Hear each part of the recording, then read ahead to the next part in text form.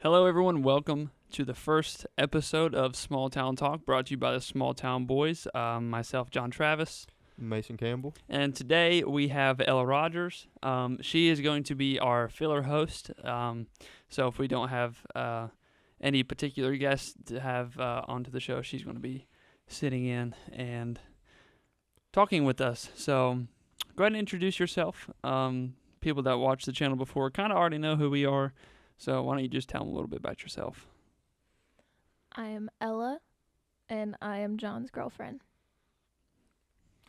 Very short and to the point. But I Yeah. mean, that covers about all You of it. can and you can move your microphone Yeah, closer you don't- to you too. I want to stay back. Okay, Oh, well you can okay. move your microphone closer to you that way you don't. Yeah, have if to. you want to sit back instead of I'm coming forward. doing that so nobody can hear me breathing. Oh, okay. Yeah. Appreciate that. Yeah, Anyway, just don't sniff the mic. That'd be a bad start. so I think for this episode we kind of just plan on going in a little bit in depth of us really. Yep. We kind of did that with a little opener that we did down in a little hut down over yonder. We done that in the little chat shack. In the little chat shack down over yonder. But we are officially podcast ready. We are podcast We ready. built this beautiful, beautiful table all by ourselves. We picked out all the equipment by ourselves. I'm considering us professionals at this point. I mean, we're close enough.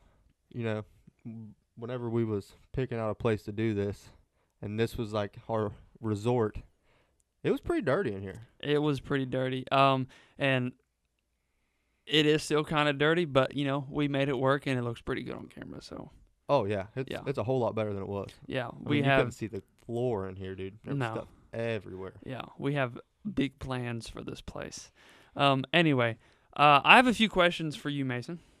So basically what we did is we took a little bit of time and came up with some questions to ask each other, kind of just to get a little bit deeper into our personal lives because we're going to be doing a lot of talking. Let's see who took the time to want to find out more about each other. How many questions do you have wrote down? Do I have wrote down right this very second? Yep, that you have.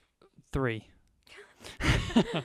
Well, I have, have 3 questions wrote down. 1, 2, 3, 4, 5, 6, 7, 8, 9.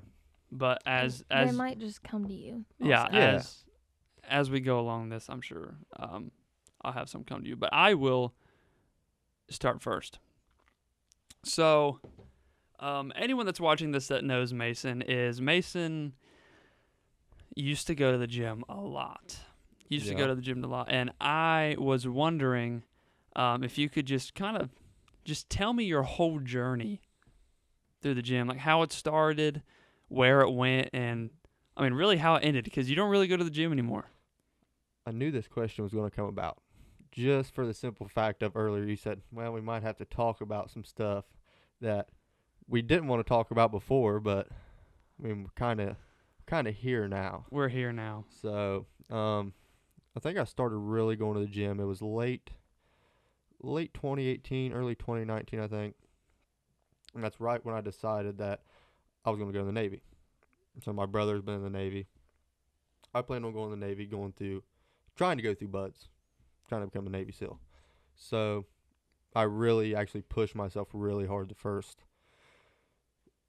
probably 4 or 5 months in the gym, where like I was putting on muscle pretty quick. I mean, I was building my stamina up, and then I kind of hit like a plateau. I was gaining weight and gaining muscle, but not very fast. And then when Dad got cancer and Mom asked me, she's like, we just stay home. She's like, your brother's gone. I have nobody to help with Dad. So what can you say? You can't say no. Mm-hmm. So I was like, yeah, I'll stay home. Whatever. So I continued going to the gym. And then I got to about 165 pounds. And I hit another plateau. And that was it. And I wasn't going any higher or any lower. I mean, I was there. So I'd contemplated the idea of using, anabolic substances to help, gain the weight pretty quick. And let's just say I actually hate to talk about it. Like, I hate the whole concept of quote-unquote steroids. But, I mean, I used steroids pretty heavily for the first probably 6 months going into 2021. I'd So say. the whole thing that got you started in the gym was specifically for like the Navy SEALs is what made you start going to the gym? Yep, because I was about 5'6", 5'7" when I was thinking about it. By the time I graduated, I was 5'9". I'd like to say I'm like 5'10" now. My boots give me like a half inch, so like I just lie and just round up instead of like 5'9" I and a mean, half. I'm like, yeah, I'm 5'10". that's the normal thing Yeah. to do. So So I had the height, I didn't have the weight, because there's certain height to weight ratios that you have in the military. It doesn't matter what it is.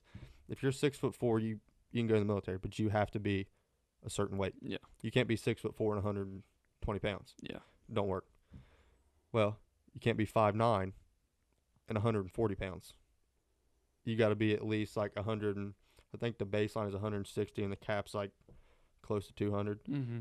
But you don't want to be too close to either one of those, because that's just like an automatic no. Yeah. Like, you've done the bare minimum, you weigh the bare minimum. It's not going to happen. Yeah. So between the 6 months of me actually starting anabolic steroids, I gained, I think it was 40 pounds of muscle in the first 2 months of using. So Wow. I was doing extremely high doses for an extremely long period of time, which was not very smart. So did you do any like Yeah. research prior to this, Oh, or yeah. did you just kind of like wing it? No, I mean, I'd done my research, but, when you get online, people say, like, this is what I do. This is, like, how much I take. Then somebody else got a different outlook on it. So Yeah. I took it upon myself to be like, I'll just know what my body wants. And I know what my body can handle. Yeah. So when it came down to it, and I was doing, I think it was 1,000 milligrams of testosterone a week and around 500 of Trenibol a week, which is Trenibol is a very strong anabolic steroid. That is one of the strongest that you can go on. I mean, it attacks your liver, your kidneys. Like, it's pretty rough if you don't use it right. So that's Tren. That is Tren. Yeah. That's Tren, and that is used, if I am remembering correctly, that is used for cattle. It's so if your cow weighs in at a certain weight when you buy them across the country, that farmer's going to want that cow to weigh the exact same whenever it gets to his farm. Yeah. So you feed them before you leave the show, and obviously a cow takes a whole lot higher dosage. You inject that cow, you don't have to feed them. So Nobody's going to want to stop and feed 75 head of cattle every 25, 30, whatever miles. Yeah. You're not going to want to do that. No. So I guess my question is how how is it legal to buy this stuff and then inject it into yourself if it's used for cattle? No, it's not legal. Nope. Okay, so it's all kind of like under the table type of. Every steroid that you will take is illegal. Even like testosterone? If it's not prescribed by an actual doctor, absolutely. Mm. There's a bunch of bodybuilders that learned how to make this. Like, they learned the actual ingredients that go into testosterone. They learn the ingredients that go into Tren. So they figure it out. They turn around, they sell it. So I think for a 10 milliliter bottle of Tren, $65 or $70. That's just for 10 milliliters. That's a vial the size of the top of that Mountain Dew. Like, that's as big as a vial is. So I was getting 20 milliliter bottles. And the 20 milliliter bottles would last me like a month and a half. Mm-hmm. If that. That's how much I was using. The 20 milliliter bottles, I would get one of Test and one of Tren, and that would run me like $300 and some dollars. Yeah. Plus, whenever you factor into like getting needles, getting sterile wipes, getting everything you need to make sure that you're doing it right and you're not going to get infected. So whenever I was using pretty heavy, I got up to about 185 pounds, 190 pounds, somewhere in there. And at 5'9", that's a freaking bulldog. Like, I look like a daggone bulldog walking around. And it all just hit at once. Like, the first couple weeks, you don't see anything. Then all of a sudden, it's like, you look in the mirror and you're like, oh, that's... You're like, what happened? Yeah, you're like, what happened? That's weird. Yeah. That's pretty... I don't remember my arm being that big. And then a couple more weeks you go by, and one thing about working out is whenever you're getting super lean and having a lot of more muscle mass instead of fat cells on you, your veins are more prominent. They pop out. Yeah. So, I mean, it would be to the point whenever I get out of the shower and I'll be like drying my hair off, and both sides of my lats were just like spider web veins down them. And I was like, all right, this is kind of cool. Like, you're looking at it and you're like, I made it in a way. Yeah. So what point were you like addicted to the gym? Like addicted to like seeing the results and just like grinding every day?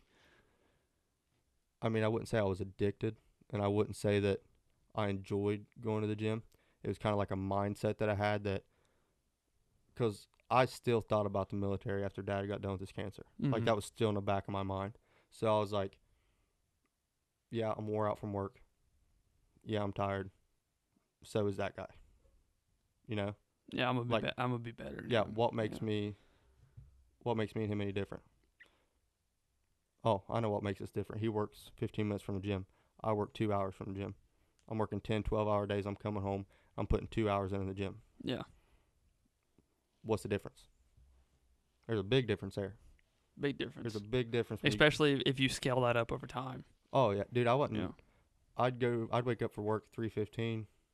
I wouldn't get home till 7:30. By the time I got a shower, 8, went to the gym. It was about 9 o'clock. I'd work out from 9 o'clock to about 10:30, 11. Get back to the house around 11:15, 11:30. Wake up at 3:15, do it all over again. How long did you do that for? That was for about 6 months straight. 6 months. And It's a long time. when you're on the testosterone and trend, your body's you got more energy. Mm-hmm. You're not drained. You're not tired as much. So, I mean, I'd wake up and I'd be fine. You know, go to work, come home, great. So, the cycle I ran was probably 3 months too long. 3 or 4 months too long.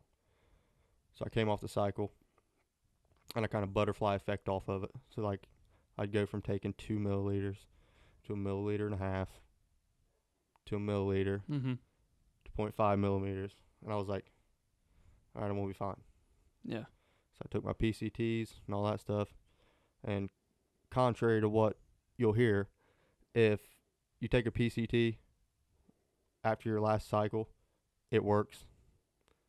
There's no, like, it's not still in your system after months. Yeah. Like, it's, when you're done injecting it, that's it. Your body's not getting any more Right. because you're not giving it anymore.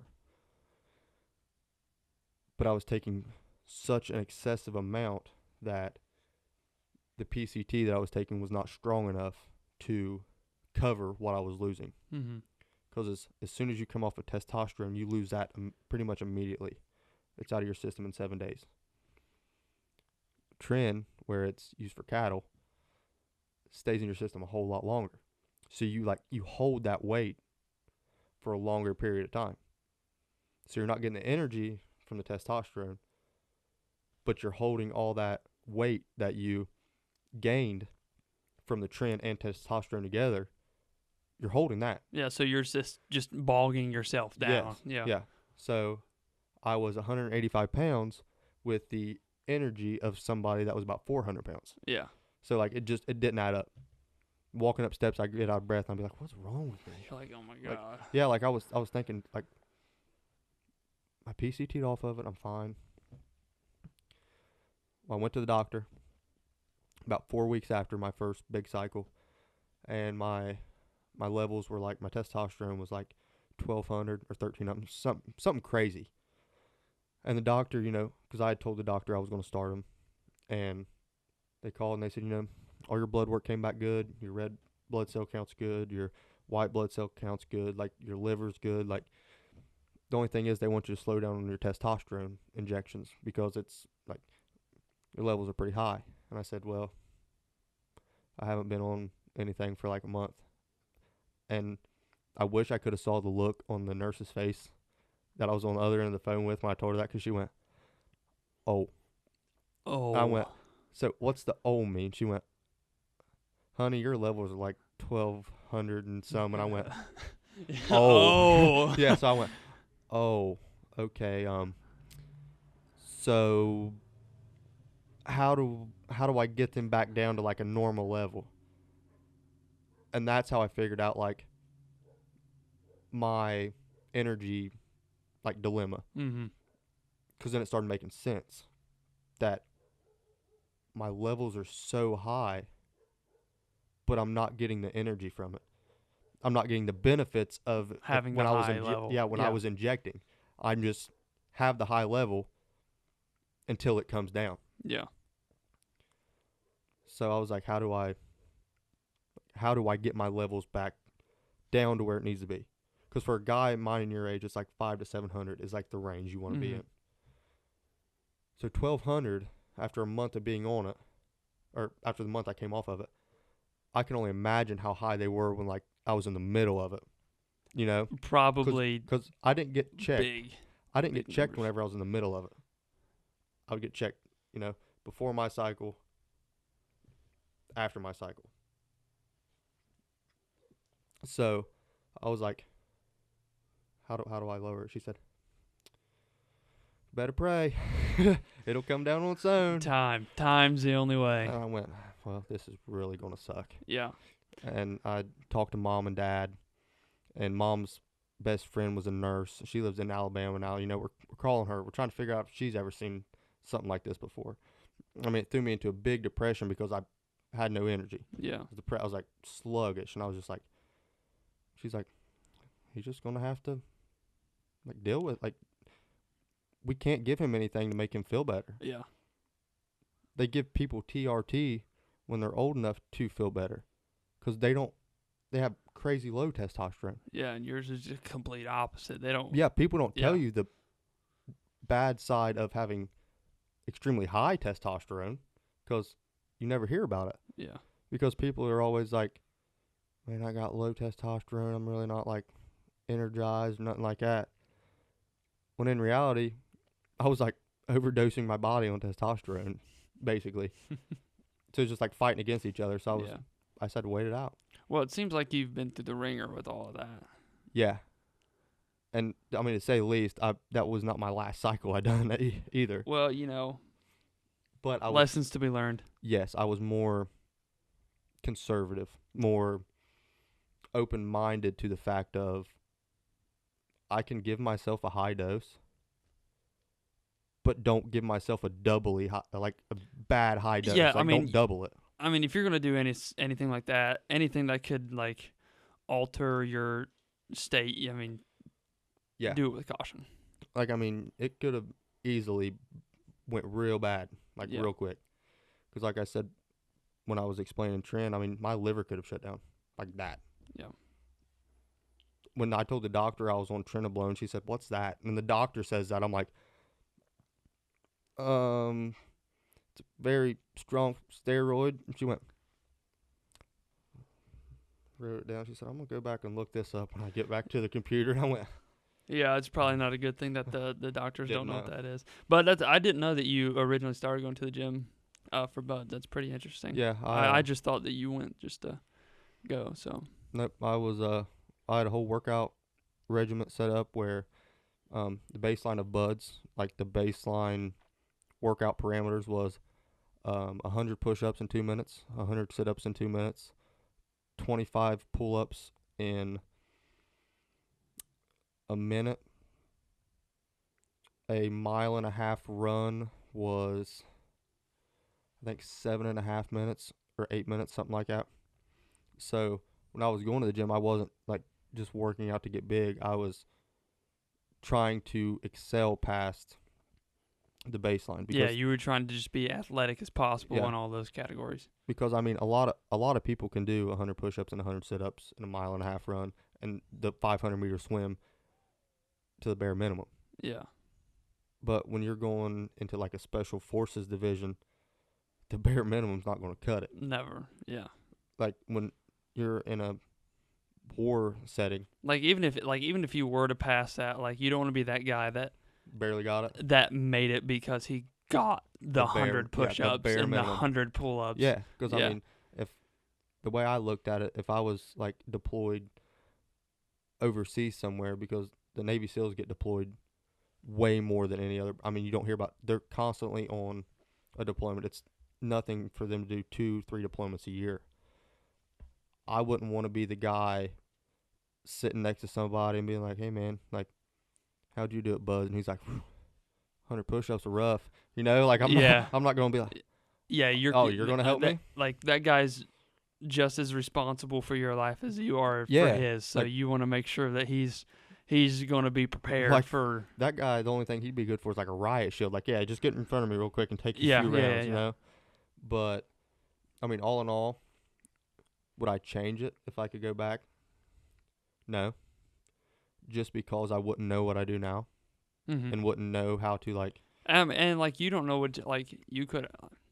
I mean, God forbid, but like you could have gotten seriously hurt if oh, yeah. I mean you were to get the pool. I mean, Yep. I mean it's a dangerous job. You don't know what Oh, could yeah. happen. Yeah. But, I mean, I wouldn't have the knowledge I have now to almost educate people on that. Mm. Because, like, I'm not going to lie to somebody when they ask me about anything. Like, I'm an open book. If you want to know something, ask it, and I'm going to tell you. So whenever it comes down to people, like, asking me about, like, my past or asking me about how I used steroids or anything like that, I'm going to tell you the pros, but I'm going to tell you the cons, too. Yeah. Because a lot of people only put out the pros, and they're like, you don't have to worry about anything, you know? Yeah. Because that's not the Yeah. truth. 'Cause, I mean, people like to paint themselves in a certain light. Oh, yeah. So. I mean, that's like a guy that asks somebody, hey, did that tattoo hurt? And they're like, no. Yeah, I did. And then, yeah. and I seen your face when Yeah. you were getting it. Yeah, I did. in Yeah. reality, you're like, yeah, it freaking hurt. But people don't want to hear that. They'd be like, was it hard working out with steroids? And the guy's like, no, dude. When in fact, you had to work out twice as hard, you know? Yeah. So, I mean, there's pros and cons to it. I would not, like, condone doing steroids. But if you're going to do it, do your research. Yeah. Like, don't just go Do- in guns blazing. I always hear on stuff like that, like do your own research, Yeah. listen to other people, but at the end of the day, make it your decision based off your Yeah. research, not the opinion like of others. Because if you mess that crap up, then you're like you can seriously just completely ruin your entire life. And your body could react to it a whole lot different than mine does. Yeah. Like, I mean, you could do what I did and be fine. Wouldn't have any of the symptoms I had, nothing. But you wouldn't know about that if you didn't, like, do your research and see the possibilities of that. Because there's always a good side and a bad side to every situation. But nobody wants to talk about the bad side. Yeah. Well, I think we're all glad that you made it out. I'm good very on, good on the other side. I mean, there was a few calls where it was like, man, what am I going to do here? Like, did I just, like, mess my life up for a little bit? Yeah. But I mean, it's something you gotta deal with. Yeah. So, Ella, do you have any questions for anybody? Either me or Mason? Are you done asking him questions? Yeah, are you done? Well, I'm not done asking him questions, but if I he's got- done I explaining got- that first one, then I got some questions too. do you have any? You can continue. All right, go ahead and shoot me one of your questions over, Mason. We'll Alright. take turns on this. We'll take turns. All right, so I have quite a few wrote down here, Okay. and these are mostly personal, Mm-hmm. but they could be like duo questions. Okay. So it could be for both of you guys if you, whoever wants to answer it, but you'll know if it's like pointed directly toward you. Okay. But some of these you both can have your own answers to. Okay, so one of the big things that I want to like intertwine into this podcast is faith. Like the faith that you have, the faith that you believe in, you know, your beliefs. So, what would be your testimony if you had to share it? That's a good question. Well, I've done a lot of stupid stuff in my life before. Oh, we all have, yeah. This is gonna be mine. If you feel like what you're doing, is wrong, then it is. Yep.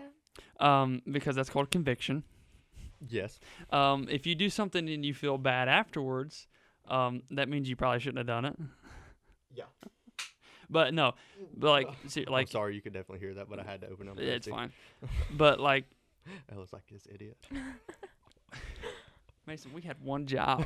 We told you no, one thing no before. background noise. No background noise, and you're cracking cold ones over here. But you know what? At least they're getting the real us. That's you know, true. it's not like some freaking scripted up thing like the NFL. Like it's That- us. Yeah, that's true. No, I'm definitely not reading off a script over there behind Mason, stapled on the wall. No, I'm just kidding. No, I'm but not turning around. one thing that that has always been a problem in my life is doing things without thinking. Yeah. That's probably like the main thing, and B owning up to it afterwards. Oh yeah. Nobody wants to do that. No, that that's a hard thing to do. Oh, absolutely. That's a hard thing to do, and there comes a point in time where once you do it, I mean, it's gonna suck. Taking responsibility for something you did, really, it sucks. Oh yeah. Especially Like, if it's something major. you didn't want people I mean, to know. it's embarrassing. I mean, Mhm. the whole 9 yard, it sucks. But there's something like after you do it, I feel like it kind of it changes you a little bit. I mean, it makes you better, right? It does make you better. And one thing I noticed, like when you do take responsibility and stuff, you remember that embarrassment. Like you start to think a little Yeah. bit more about the stuff you're gonna do before you do it. Oh yeah. So, yeah. It's almost like there's a scripture that if you go back to in the Bible, it talks about like confessing your faults amongst people of the church. You know, like Mm-hmm. or confessing your sins. It's like it's something that you know you shouldn't have done, but if it gets out there, it's a lot better than it is. Like if you know that you're doing something wrong, or you know that you had done something wrong, and God puts it on you to be like, listen, I've done this before. I'm not proud of it, but this is what I did. I mean, that's like a whole nother part of fellowship too. Yeah. Like, I mean, people don't know what to pray for unless they know about it. Yeah, absolutely. I mean, you don't have to tell them. I mean, unspoken prayer requests are great, but sometimes whenever you really need to get something through, you just need be like, dude, this is what I've done. Yeah. Dude, I've heard some people. I'm like, how in the heck did they just stand up and say that Oh, in yeah. front of like 45 people? And you thought what you had to say was bad, and you're like, wow. You're like, yeah.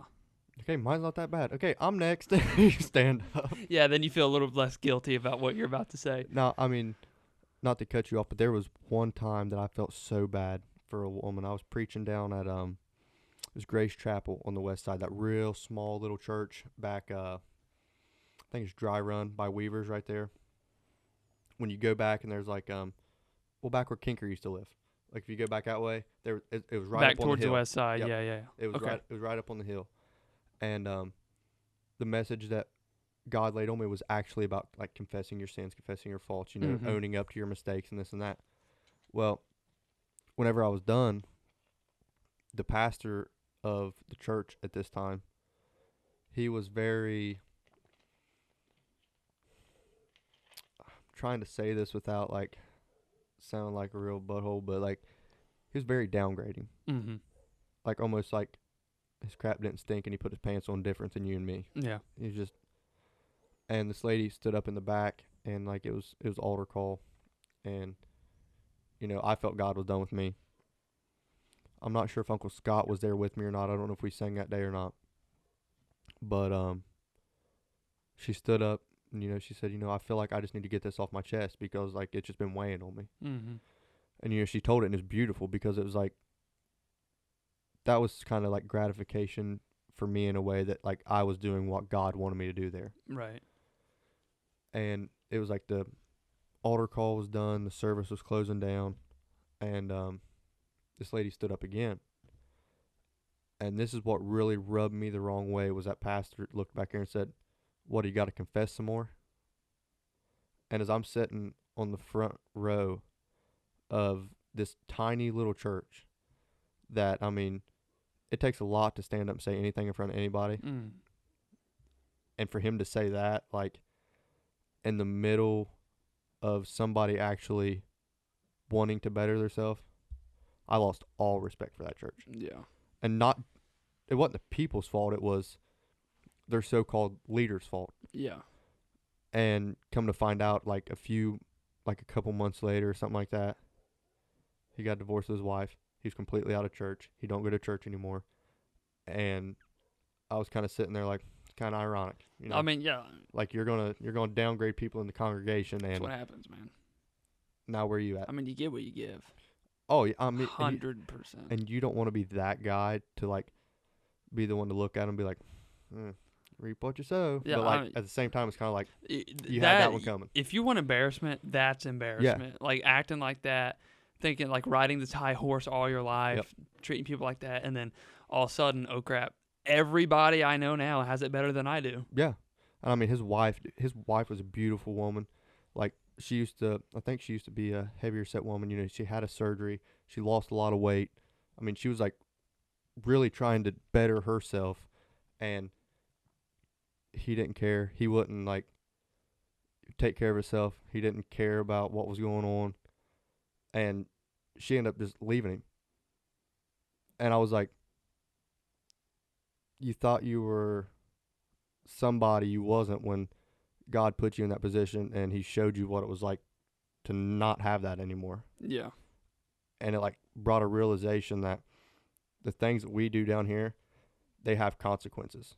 And if you're going to grow from that, you're going to have to sit through that storm. But as soon as you jump out of the ship and completely get away from it, the devil's already got you. I mean, people call it karma. Oh, People yeah. call it the universe. But what I find funny is usually what happens to people is the exact thing that they either like downgrade or talk crap about usually happens to them. Yeah. From what I've seen, or worse. Comes full circle. It always comes full circle, and I don't think that is the universe or karma. No. I do believe that is God. Yeah. But people that I don't understand it. I really don't, especially from coming from like if you're a religious leader Yeah. and like you really believe in the Bible and like you really like are in a church preaching, leading this group of people, you're responsible for everything that you tell them. Absolutely. You're responsible by how you act inside and outside of church. Being a preacher extends way further out than just like the pulpit. Oh, I know. You know. You forgot I was there at one point. You know. Like you are a representative of that everywhere you go. Oh, yeah. And if you think that people look at you like when you go to a church and you're just like in the church, like you're just a member of the church, try being a preacher or a pastor. Because if I saw you or Ella at church, I'd be like, hey, man, it's really good to see them at church, you know. I know last week they was out and they might have had one or two to drink or whatever, but I mean, God can turn them around, you know. If I was out and you saw my wife pumping gas and I wasn't pumping the gas, they're like, he's going to hell. Like, there's no chance for him. God can't do nothing with that. Yeah. You know? I mean, that's how much of a microscope you're held under. Yeah. And, I mean, it's a lot of pressure. It is a lot of pressure. And whenever I was preaching, I was, quote, unquote, on call 24/7. Like, if somebody needed to talk to me in the middle of the night, 9 times out of 10, when I, like before I started preaching or after, you know, I kind of fell off, I would sleep with my notification sound off. On silent mode, yeah. Whenever I was preaching, it was on and my volume was all the way up, and it'd be nothing for me to get a text at 1 o'clock in the morning or a phone call at 1 o'clock in the morning and have to be ready to talk about whatever. Yeah. Like, I mean, there was plenty of nights. And that's also on top of you getting about 4 hours of sleep, going to work, going to the gym, because that's all kind of when that went down. That was when I was, 6 months was when I was preaching. I'd been preaching for over a year at that point. Yeah.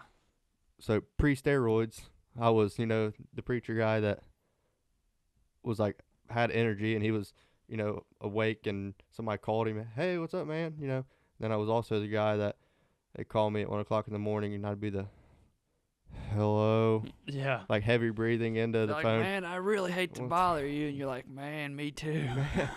Man, can we continue this conversation like tomorrow? No, it had to be like, I have to kind of get my wits about myself and be like, all right, what's going on? Yeah. Like, what are you feeling? And this is what I hate. Or like people that are in that position that they get a phone call in the middle of the night or something, and either A, they don't know how, like, what advice to give them, or just don't even know how to respond, and they just feed them bullcrap. Yeah. Just absolutely like, well, God told me in a Yeah. dream a long time ago that this was going to, like, nah, man. No, I That mean, didn't happen. I've been there when I didn't have the words to tell somebody, but it was like I was on the phone. Yeah. Like, I don't know exactly what to tell you right now, but I'm here till you want to hang up. Yeah. You know, it's like, I'm not just going to be like, don't know how to help you. Let me know how it goes. Yeah. Click. Yeah. No, it was like it'd be a thing you roll over and you look at your phone and it's like 10:30. I can talk to you for about 5 more minutes.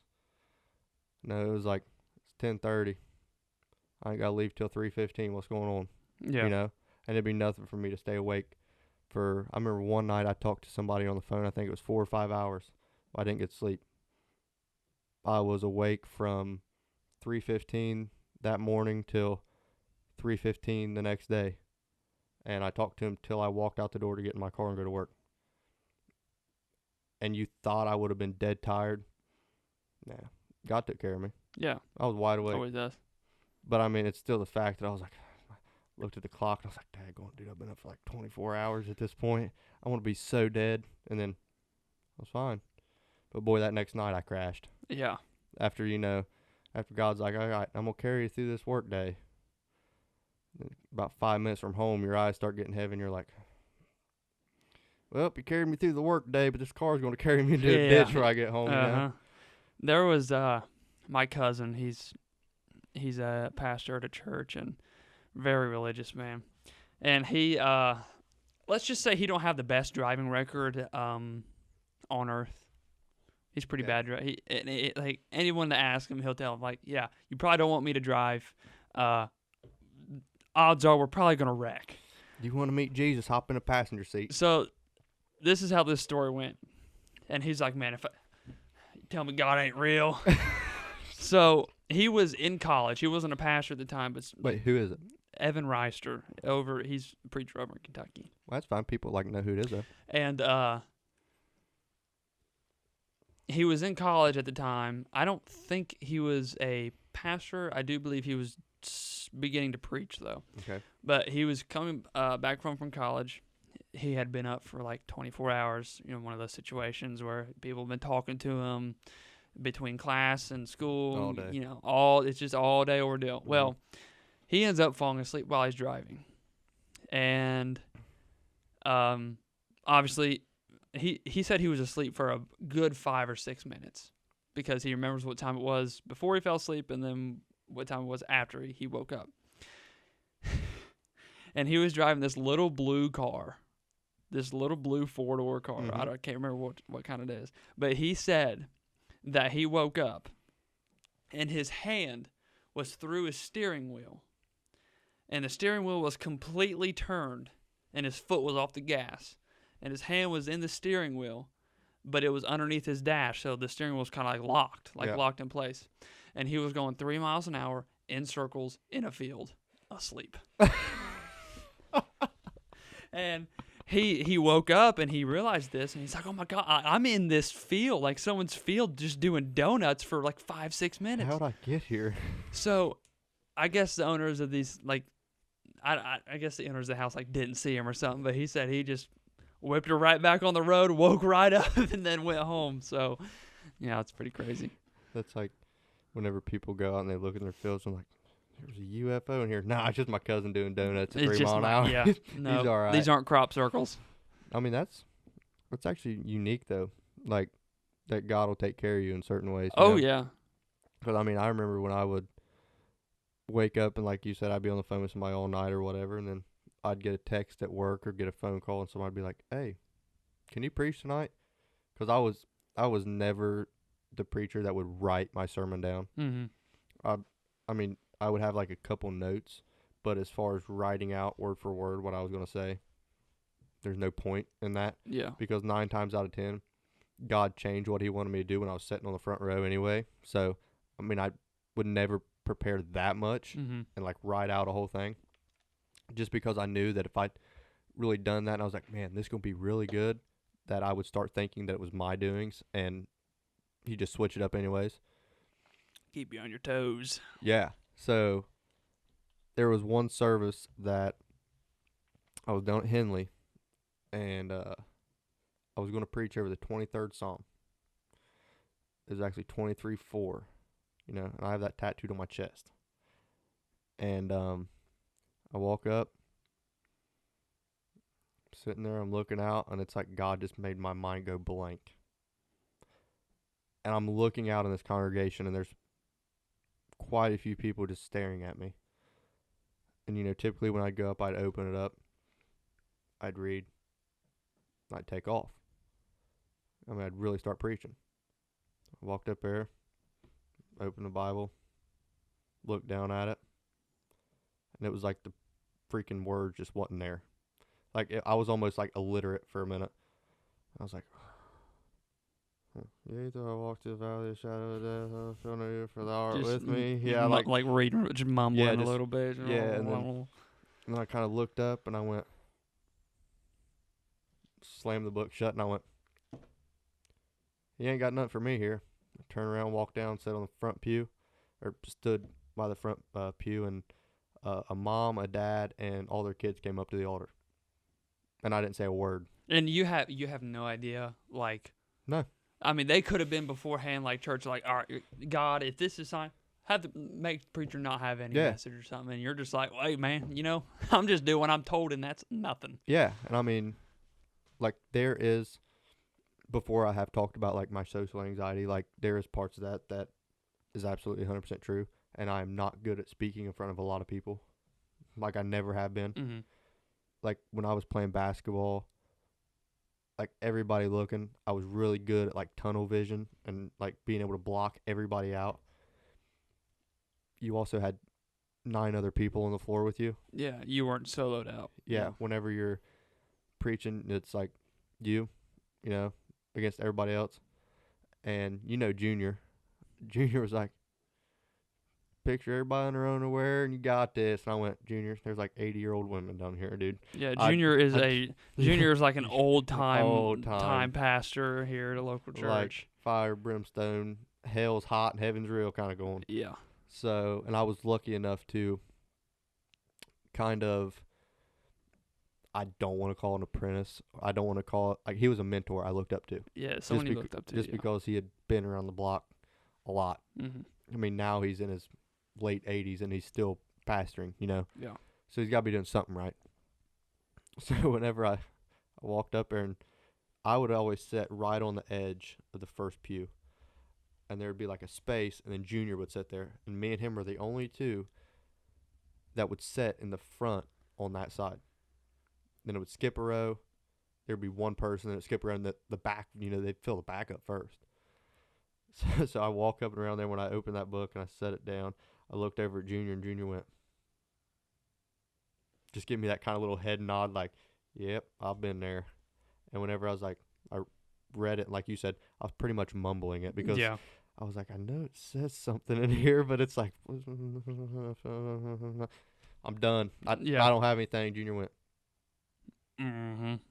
As soon as I walked around and I stood down, that family came up. I mean, that was the first time somebody had came to the altar when I was preaching. So, and I really didn't preach. So I was like, man, this kind of sucks. But at the same time, it was like, Well, obviously, really cool. Obviously, you did something right. Yeah. Though. I mean, but at the same time, you know, it's like, that's just a human part of us. Like, we want to help people. Yeah. And it was like, man, I didn't do a daggone thing but go up there and mumble a few words and sit back down. And, you know, whenever that whole family came up and the service was over and we was leaving, and Junior walked up to me and he said, that right there tells me you're called to preach. And I said, what do you mean? He said, you didn't try to make something up. He said, you didn't try to act like you was something you wasn't. He said, there was nothing there. And there was a reason there was nothing there. He said, if you would have went on and started saying stuff, that family could have walked out the door and their souls, you would have been accountable for that because you were disobeying what God said. He said, Mhm. so sometimes shutting up, sitting down is the way to do it. And I said, think I can get by with doing that a lot more? He said, yeah, nah, you better keep studying, young fella. I went, all right, whatever. Speaking of shutting up and sitting down a whole lot, Ella, you've been awful quiet this whole time. I'm just being respectful, listening. You guys talk. Well, we want you to engage. I mean, a I little bit. haven't. Okay. You haven't. You Go haven't. ahead and ask me one of your questions. Well, then. you haven't asked it. I've asked the question. Mason's asked the question. You haven't Oh, asked okay. the question yet. So Are you done talking? Yeah. Okay. I want you both, not at the same time, but I want you both to tell me where you want to be honestly in 10 years. Dude, that's so crazy because one of my questions were, where do you want to be in 20 years? It's dumb, Ella. You looking at my notes, wasn't you? I think you're cheating. 10 years, Cheating. honestly. Like how specific do you want me to be? Like, go into depth. Like, okay. Like what I want to do. Like, What I wanna where, be. Where do you yeah. want yourself to be? Listen, I get the question, Mason. I don't know. You're asking an awful lot of questions, Listen, John. I don't like that attitude you got going on over there. You need to calm down on the Mountain Dew amps. That's like your 5th one today. Dude. You have listen. Can we just clear the table? And make this apparently Crack in a clear. can. You are addicted to those, Addicted is a strong word. and you're strongly addicted to those. I am very intrigued by How the way many these have taste. you had? I've been with you the past 3 days. How many of those have you had? Because I know the number. 4. In the past 3 days? Yeah, because I didn't have 'em. Did I have them up here whenever we was building this? You've had Like, them. doing this? You've had them every day. I'm addicted. You've had 2 every day, except for today. You've had 4. That's a lie. Those are kickstarts. These are amps. That's the same thing. Read the label. All right. Not the same thing. Whatever. Anyway, What- just shut up and answer this question. Where I want to be in 10 years. Financially, obviously, free. That's ideal. Not like I don't have to be rich. I want to be able to live comfortably and be able to do things without being like, oh my God, how are we going to pay for this? Yeah. That's ideal.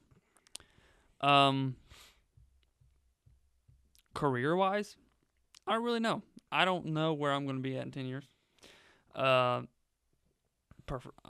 Doing something I love, obviously. Yeah. I don't really. In 10 years, I'm hoping I can not be doing something that I don't like. That'd be a waste of time. I mean, this thing might, who knows? This thing in 10 years might be popping off and we might just be full-time podcasters. Who knows? I mean, dude, it takes one person to hit the right button. But I'll tell you this, that's true. And I'll tell you what, whenever you work for something, Oh, yeah. if you work hard enough, I don't care who you are, talent only gets you so far. Oh, absolutely. But if you just put in some work Oh, yeah. on anything you do, it'll take you a long way. I mean, so, you got to think to a lot of people, it looks like we're sitting at a table with 3 microphones with headphones on and we're talking. Like, that's what they see. They don't see all the behind-the-scenes stuff that went on. I mean, we have spent hours together, A lot. of even time. just sitting down, talking about how we're going to pull this off, what we're going to do, how we're going to do it, when we're going to do it, where we're going to do it. And, like, thinking long-term, too. Oh, yeah. But, I mean, we had a YouTube channel that we thought, you know what, we're going to do the YouTube thing. yeah. But the YouTube thing, like, wasn't us. No, we completely just, like, tried. Made a storyline. What? Why are you laughing over there? No, it was just whenever you mentioned that you got up at 5 a.m. to go to the gym whenever you literally Yeah, no, never we do we that. never did that. We No. never got up at 5 a.m. Well, no, that's a lie. We actually talked about this. We would go to the gym at 5 a.m. But that's when I was on night shift. But listen, only if we had stayed up all night Yeah. that night. We would never like go to bed early, wake up early. I feel like that's when you feel the best, though. Like getting up Whoa. early and going to the gym and then having your entire day. Like after you had been up all day No, or all night. no. Oh. She's saying, like, go to Like bed getting early, a full wake up night's early. sleep. I prefer my workouts to be the last thing I do because I'm tired and I can just go to bed. John, you go to bed any time of the day and sleep all day long. Me and Ella can attest to this. But, like- you are terrible at texting But like, listen. or answering But like once I get or communicating. But like once I get a sleeping schedule, like that'll be the last thing I do, and then I'll just be able to go to bed. This guy It's a little bit off topic, but I'm not straying far. We'll come right back to this question. This guy is the one that you make plans with the night before, and then by the time the morning comes, it's like a Jekyll and Hyde scenario where it's a totally different person. He's like, dude, I will be up by 8 Now, o'clock. No, listen, yeah. that is like the pot calling the kettle black. Hold on. Every Hold on. morning I text you, and you don't answer, so I go back to sleep. I'll make plans with him, and we will have a set time, and Mhm. I'll even make sure he has a set time to wake up, Yep. and I double check that his alarm is on, like Uh-huh. everything's good, and he still doesn't Exactly. See, Okay, listen, it's two this against isn't one. this isn't roast John time. Back to my question. Financially free was my Swoop was my right back first around thing. to Doing it. something I love, obviously. Yep. And in 10 years, I would like to be in a house of my own. Absolutely. Um, Do you want to Uh, build or do you want to buy? I would love to build. In 10 years, I don't necessarily know if that would be possible in 10 years. That might be a little bit longer thing. It might be a rent situation until then. But like I said, I don't really know the future. I don't know what's going to happen. I might win the lottery. Who knows? So, That's a very good point.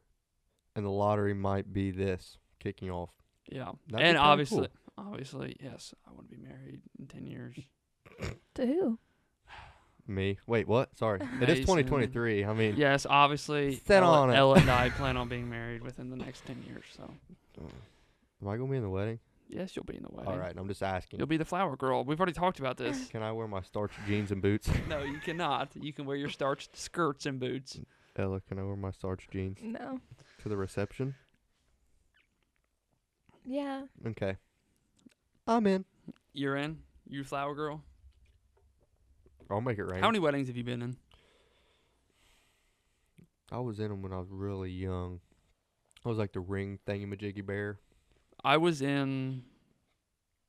I've attended a lot of weddings. I've been in one wedding. It was my sister's wedding. And I had to wear.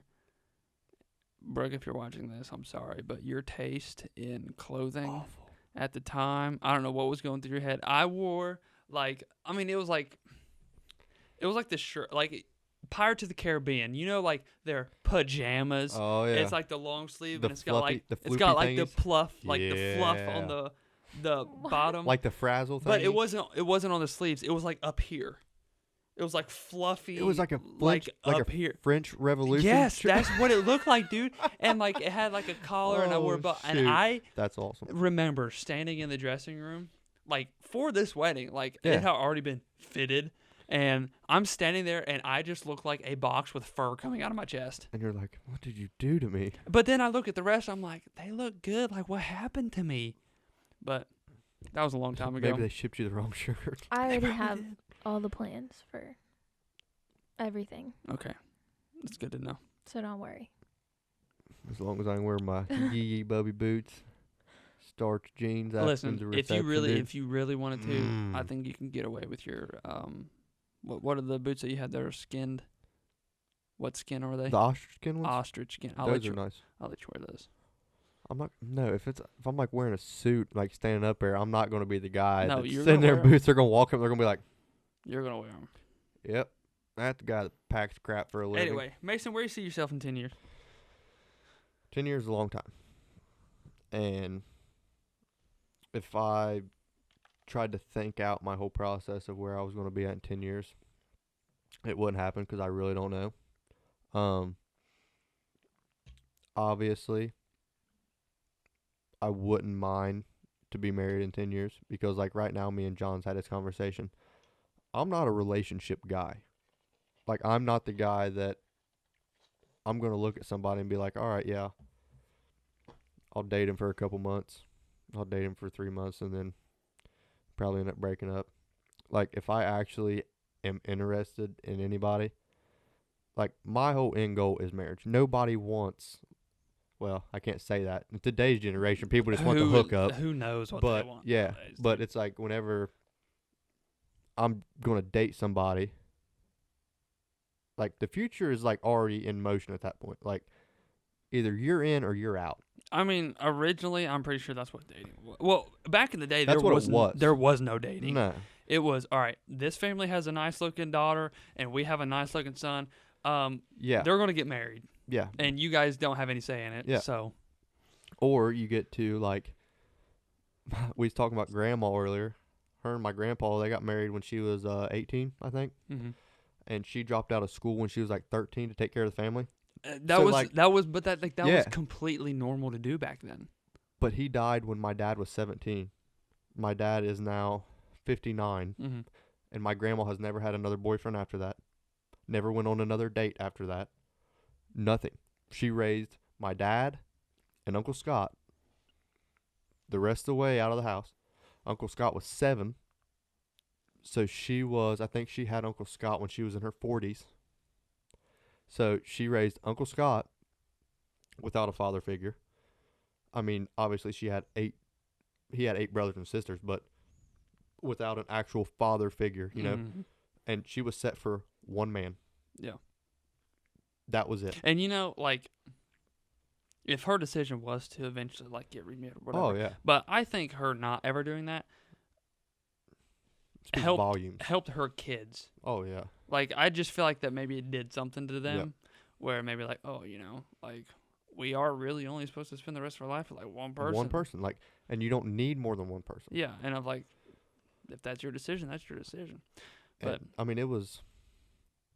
But I would obviously, I'd love my whole goal is to have like a ranch almost, like the whole cattle situation, like horses, pigs. Probably not a whole lot of pigs, but I mean, I just want the I don't think ranch. you want pigs. I just want the ranch aspect. Yeah. I want to wake up and do what I love instead of wake up and go to work. Yeah. Because I am my happiest when I'm on the back of that crazy stallion I got.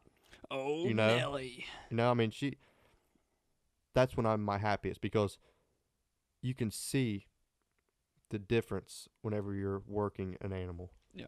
You can see the way that they react.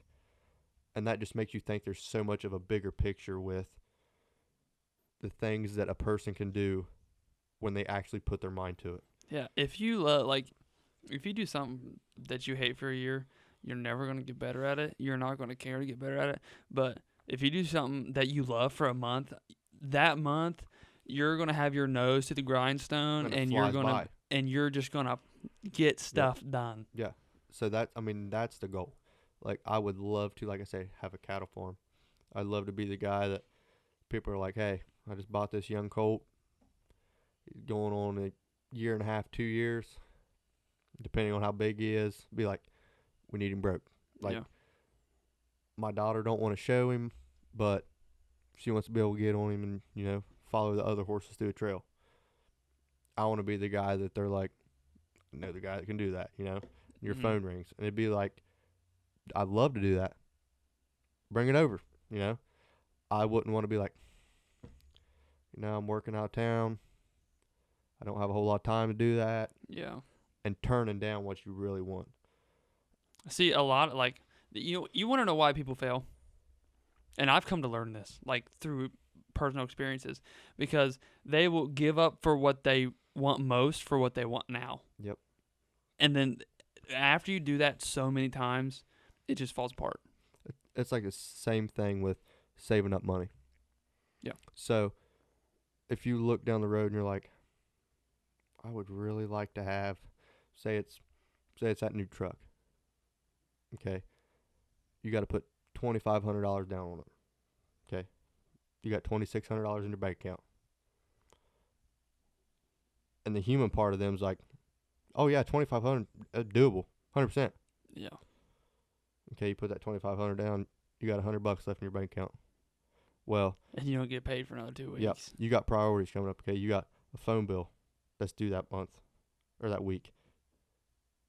You got insurance that's coming out. Oh, the kids ran out of diapers. You got diapers to buy. Now, how far is $100 really gonna get you? Today, nowhere. But how far would that $2,600 get you? Exactly. It's like the bigger picture is so much more magnified whenever you're actually truly living your life with purpose. Yeah, and a lot, like, people. I feel like people will not understand that until they get into that situation where they're like, okay, oh, $2,500, I got $2,600, I'll throw Yeah. it down. Oh shoot, I got credit card bill, I got to buy Oh, yeah. diapers, car payment, insurance, house, water, electric. Like, until you've gone through that, Mm-hmm. hopefully only once.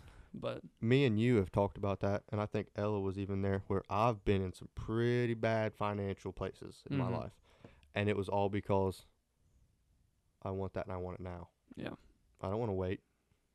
In 3 months, who knows if I want it anymore? Well, that 3 months will tell you if you want it or not.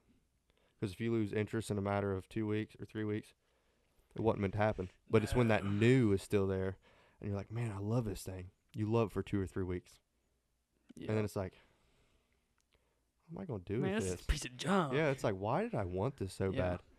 Oh, what? The place wants a payment on it? I don't even like it. Why am I paying for it? Yeah. You know? Then you sell it, but then you still are negative Yeah. $5,000, and then it just And you're just tumbling yeah. down. And you down, play catch down, up for down. months. And if you think rock bottom's as far as you can go, there's a basement. You can always go farther. Yes. But the thing is to realize when you mess up. And like we talked about earlier, holding yourself accountable and being like, okay, really fumbled the ball on this Yeah, one. you're like, all right, this is what happened. It's time to pack bags and continue moving forward. And you either learn from it or you make the same mistake again. Yep. And sometimes you can't afford to make that same mistake twice. No.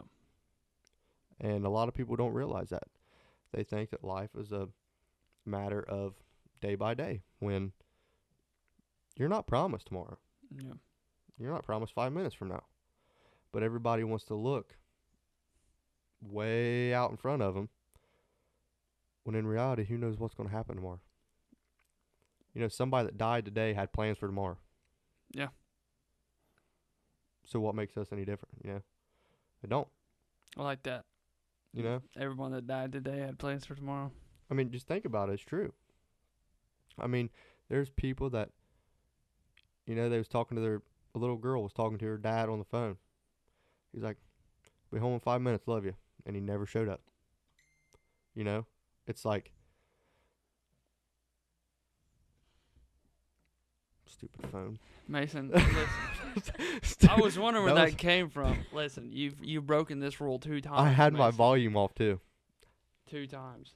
Well, guess what? That was a church text message. Thank you very much. All right, that's acceptable. But anyways, but no, seriously, people like they take life for granted. Like we take the situations that we are in with a grain of salt. Oh yeah, yeah.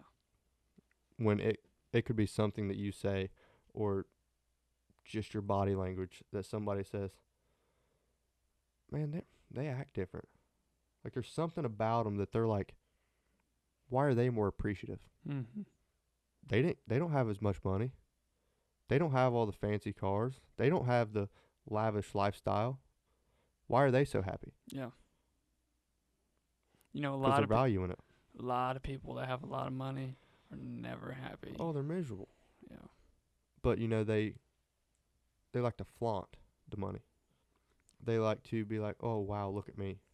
And I don't think the reason that they're unhappy is because they have a lot of money, but I think the reason a lot of people that have money are unhappy is because all the bridges that they had to burn to get the money. Yep. It's how they got the money is the reason they're unhappy. Or the what do I do now? I have so much money that there's nothing to buy. Yeah.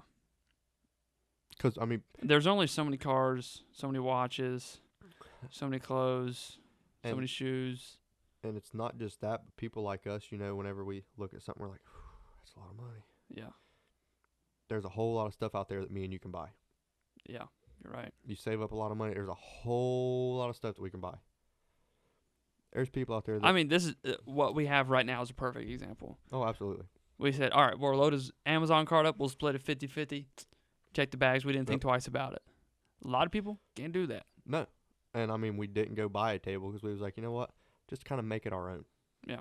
So we made a table. You know, a lot of people would be like, shoot, $500 for a table? Give me 2, you know? But it comes down to the people that don't get stuff handed to them, that work for everything, that when you buy that $100 steak, it's the best steak you've ever ate in your life. Now, I think coming from nothing and becoming something, those people tend to understand Yeah. a whole lot better, are a lot more humble, a lot more quiet, a lot more patient with things like that. But like people, like you said, that are either born into it, it is crazy the difference between the people, The body language, just in general. because the people that started from nothing have the appreciation of, okay, I was here, I never want to go back there because I understand how it is. Yeah. How can I help? You know, I saw a quote by Tom Hardy. I'm sure you know who Tom Hardy Mhm. is, don't you? Do you know who Tom Hardy is? I don't think. He was in the what movie was that?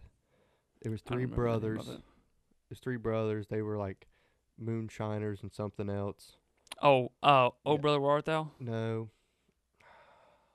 I'll think of it later No, on. they weren't moonshiners. No. There's a moonshiner scene in that. Though. Yeah. That's what I was thinking of.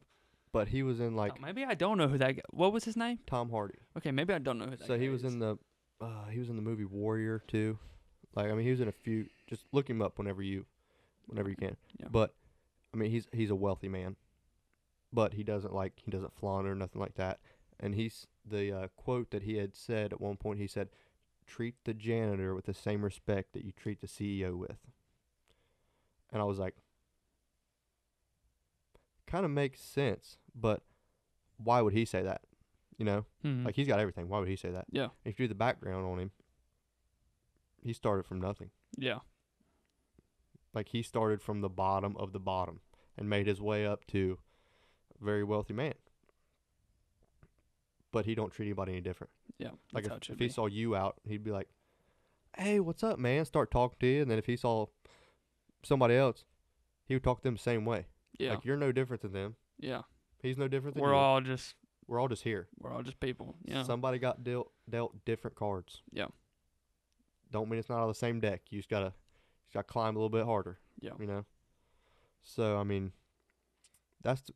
going back to like my goals in 10 years is kind of bringing all of what I just said back together. Is I don't know where I'm gonna be. I don't know where I want to be, but I want to be farther along than I was yesterday. Yeah. 1% better every day. Yeah. I want to be. Matthew McConaughey even said that somebody asked him who his hero was, and he said, I think I know what you're talking "My about. hero is me 10 years from now." Yeah. And 10 years later, somebody asked him. They said, "Well, are you your hero now?" And he said, "No, my hero is me in 20 years." And when he got like 20 years later, they said, "Are you your hero now?" And he said, "No." He said, "I kind of take back what I said. I just want to be better than who I was yesterday." Yeah. And I was like, that's actually very, very interesting, because not a whole lot of people look at it that way. Mm-hmm. A lot of people look at like, I'll act this way today, and then I'll act this way tomorrow, and then I might do this. It's like they don't push themselves to be the best version of them. Yeah. And that's when you really just kind of screw everything up, and you turn into that guy that nobody likes. Yeah. So, I mean, I hope I didn't ramble on too much, but No. I do think this is a good spot to take our first break. So it's only going to be a second for you guys, but we're going to take a small break and be right back. And we're back with the remainder of the episode. After a short bathroom break and stand-up break, Miss Ella. Yeah, you've been awful quiet, so I think it's time to shed a little bit of light on some perspective on you. Okay. So, the question that I have that I brought up earlier that it could be for either one of And you. I'm going to say something real quick before I forget. Okay? So, what we're going to do is we're going to make social media accounts, obviously. Yes. But we're going to ask the viewers we're either going to make a statement or even just a simple post like, ask us a question that we could, talk about in the podcast. Yeah, questions are like, what's your outlook on this? Because I spent probably a solid 45 minutes in total thinking my questions, and I came up with 3. I spent so- like 5 minutes to come up with. Sorry. Yeah, you suck.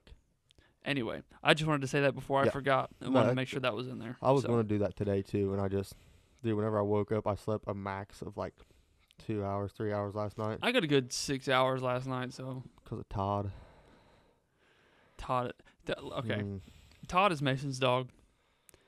He's adorable, but let me tell you, he's probably the most annoying thing that God has ever put on the face of Ever. the planet Earth. ever.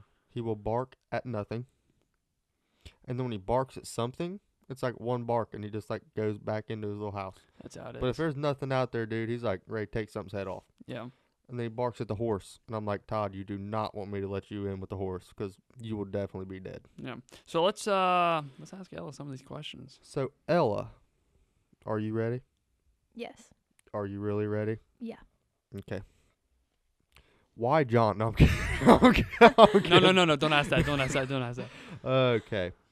So, this is actually for both of you, but you can answer first. Yeah, I'll just I'm- let you take this question. I'm going to ask her this one a different way than I'm going to ask you. Okay. So, Ella, how did you meet John, and when did you meet? And John, how did we meet, and when did we meet? So, Okay. Ella, you're first. Okay. So I was a freshman in high school, Okay. and do you What know high school? Valley High Okay. School? Do you know how people would post like those anonymous message things Like on the their YOLO Snap? things? Yeah. Yeah. Was Yeah. it YOLO at the time though? It was Lipsy. Lipsy. That was the popular one at the time. Yeah, Lipsy. And I was doing one of those because I was young and we did that. And I was getting the messages, whatever, like I was reading through them. Anonymously. Yeah. And I go to look at who has viewed my Snapchat story, and I see that this guy screenshotted the picture, and it was a picture of me, like a selfie that I had taken, and I was Just like, what listen the to heck? story. Just listen to the story. So I text him. I'm like, why did you screenshot this? Like, I don't even know you. And he was like, oh my God, I'm so sorry. That's so embarrassing. Like, what did you say? Like, you So, said it told you to screenshot? So this is what happened. So the way the private messenger or the anonymous messenger worked was they would post a story Yeah.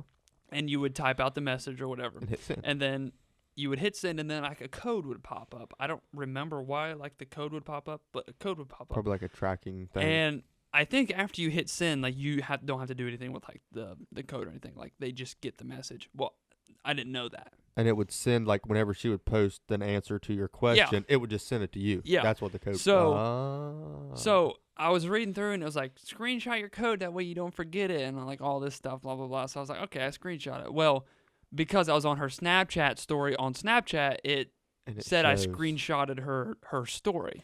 Yeah. So I texted him about it and asked him, and he was like, that's so embarrassing, whatever. And then he like goes to where I posted his like message that he sent on my story, and he slides up on it and he's like, oh yeah, this was me, by the way. What was the and message? He said, Prob, the prettiest girl at Valley. Aww. shrugging emoji. Like, probably. But But it wasn't yeah. a guarantee. That was a douche move, dude. Like the No, baddest when I girl told at Valley. you, like- Probably the like- baddest girl. Like when I because I remember this night. I was laying in bed and I screenshotted this and I was like, okay, well, whatever. And my phone goes off. I'm getting ready to go to bed. My phone goes off. Why did you screenshot this? I don't know who you are. I'm like, oh my God, like she's going to murder me. Like I didn't mean to do this. I'm like, what are you talking? I was like, oh, it told me to. It told me to. and like as I was, tech savvy as you are, and you didn't Yeah. realize. yeah. like, just, So at right this over the head. point, I'm thinking, well, there goes that. That's out the window. She I thinks really I'm creep. Really just dropped the ball on that one. So I don't really know what like happened after that though. Okay, we so just started like texting, and that was Yeah, it, I feel like it was a basically. pretty normal. okay, so we'll consider YOLO or whatever it was where you met, but how did you actually meet in person for the first time? God, this Like is how did that go about? The first time. Wait. I'm not talking about like the first time when you're like passing him in the hall and you're like, hey, and he's like, hey, and well, you just like keep walking. that's kind of what it was. Like I know I knew his name from somewhere, and like I knew that I had seen him, but I didn't No. connect it. Yeah. And I feel like we kind of started out like literally just texting. Like we didn't talk at all. No. And I remember I was one way time I was way he too just shy for that. he like reached out for a high five in the hallway. And that was that. Oh, you were that guy. But Oh, Hey, buddy. that was probably like I- one of my better moments. I actually feel like you tried to make the first move in person, because how it happened was I had a locker in the freshman hallway, which was complete opposite from where he was. And he was actually coming out of a classroom while I was in that hallway talking to one of my friends.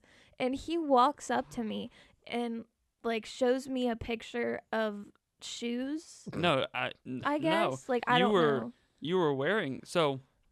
She was Here's at your shoes. she was See you at later. she was at her locker. It's like No, by the listen way, listen to by the the story. way, you're wearing these shoes Listen right to now. the story. Seal in science. So she was at her. I don't think it was her locker, but she was at a locker and she was with her friend. Well, my friend was with her friend. So Do we know funny. these? Do we know But these yeah, friends' they were- names? Actually, it was Willie. Yeah, and his Levi ex-girlfriend. Williams. Yeah. So I walk up and I'm like, hey, you know what's going on? And I walk up obviously because she's there, not because No, Levi's there. you didn't even say, "Hey, what's going on?"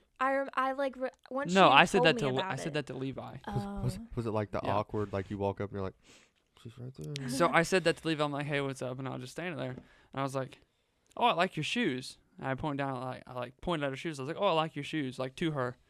Completely just ignores me and just leaves. I mean, honestly, Just leaves. And at I that, don't. I literally did not hear you. I don't know how you didn't, because I was like right beside you. I was Well, like, oh, I like John, your shoes. let's be honest. When you walk up to a girl and like she's real pretty, the last thing you want to compliment her shoes. You're gonna be like, hey, you look nice today. No, it's What not like, shoes dude, was I wearing? I think they were just like Converses or Yeah. something. I mean, John just walks up and he's like, I'm gonna end up with this girl, and the weight of her heart. Nah, don't tell her she looks pretty today. Girl, I like them shoes. But- Like those no, are she great shoes. She just completely ignored it. I'd and then love just to be them walked socks. away. like Well, okay, so that happened, but I just realized what you said. I'd love to be them socks. Those low cut, man, I could see myself in them. that happened. But then we like kept talking more, just on Snapchat, and we ended up like FaceTiming and all that. And then he said to me that he was going to ask me to be his girlfriend on the phone.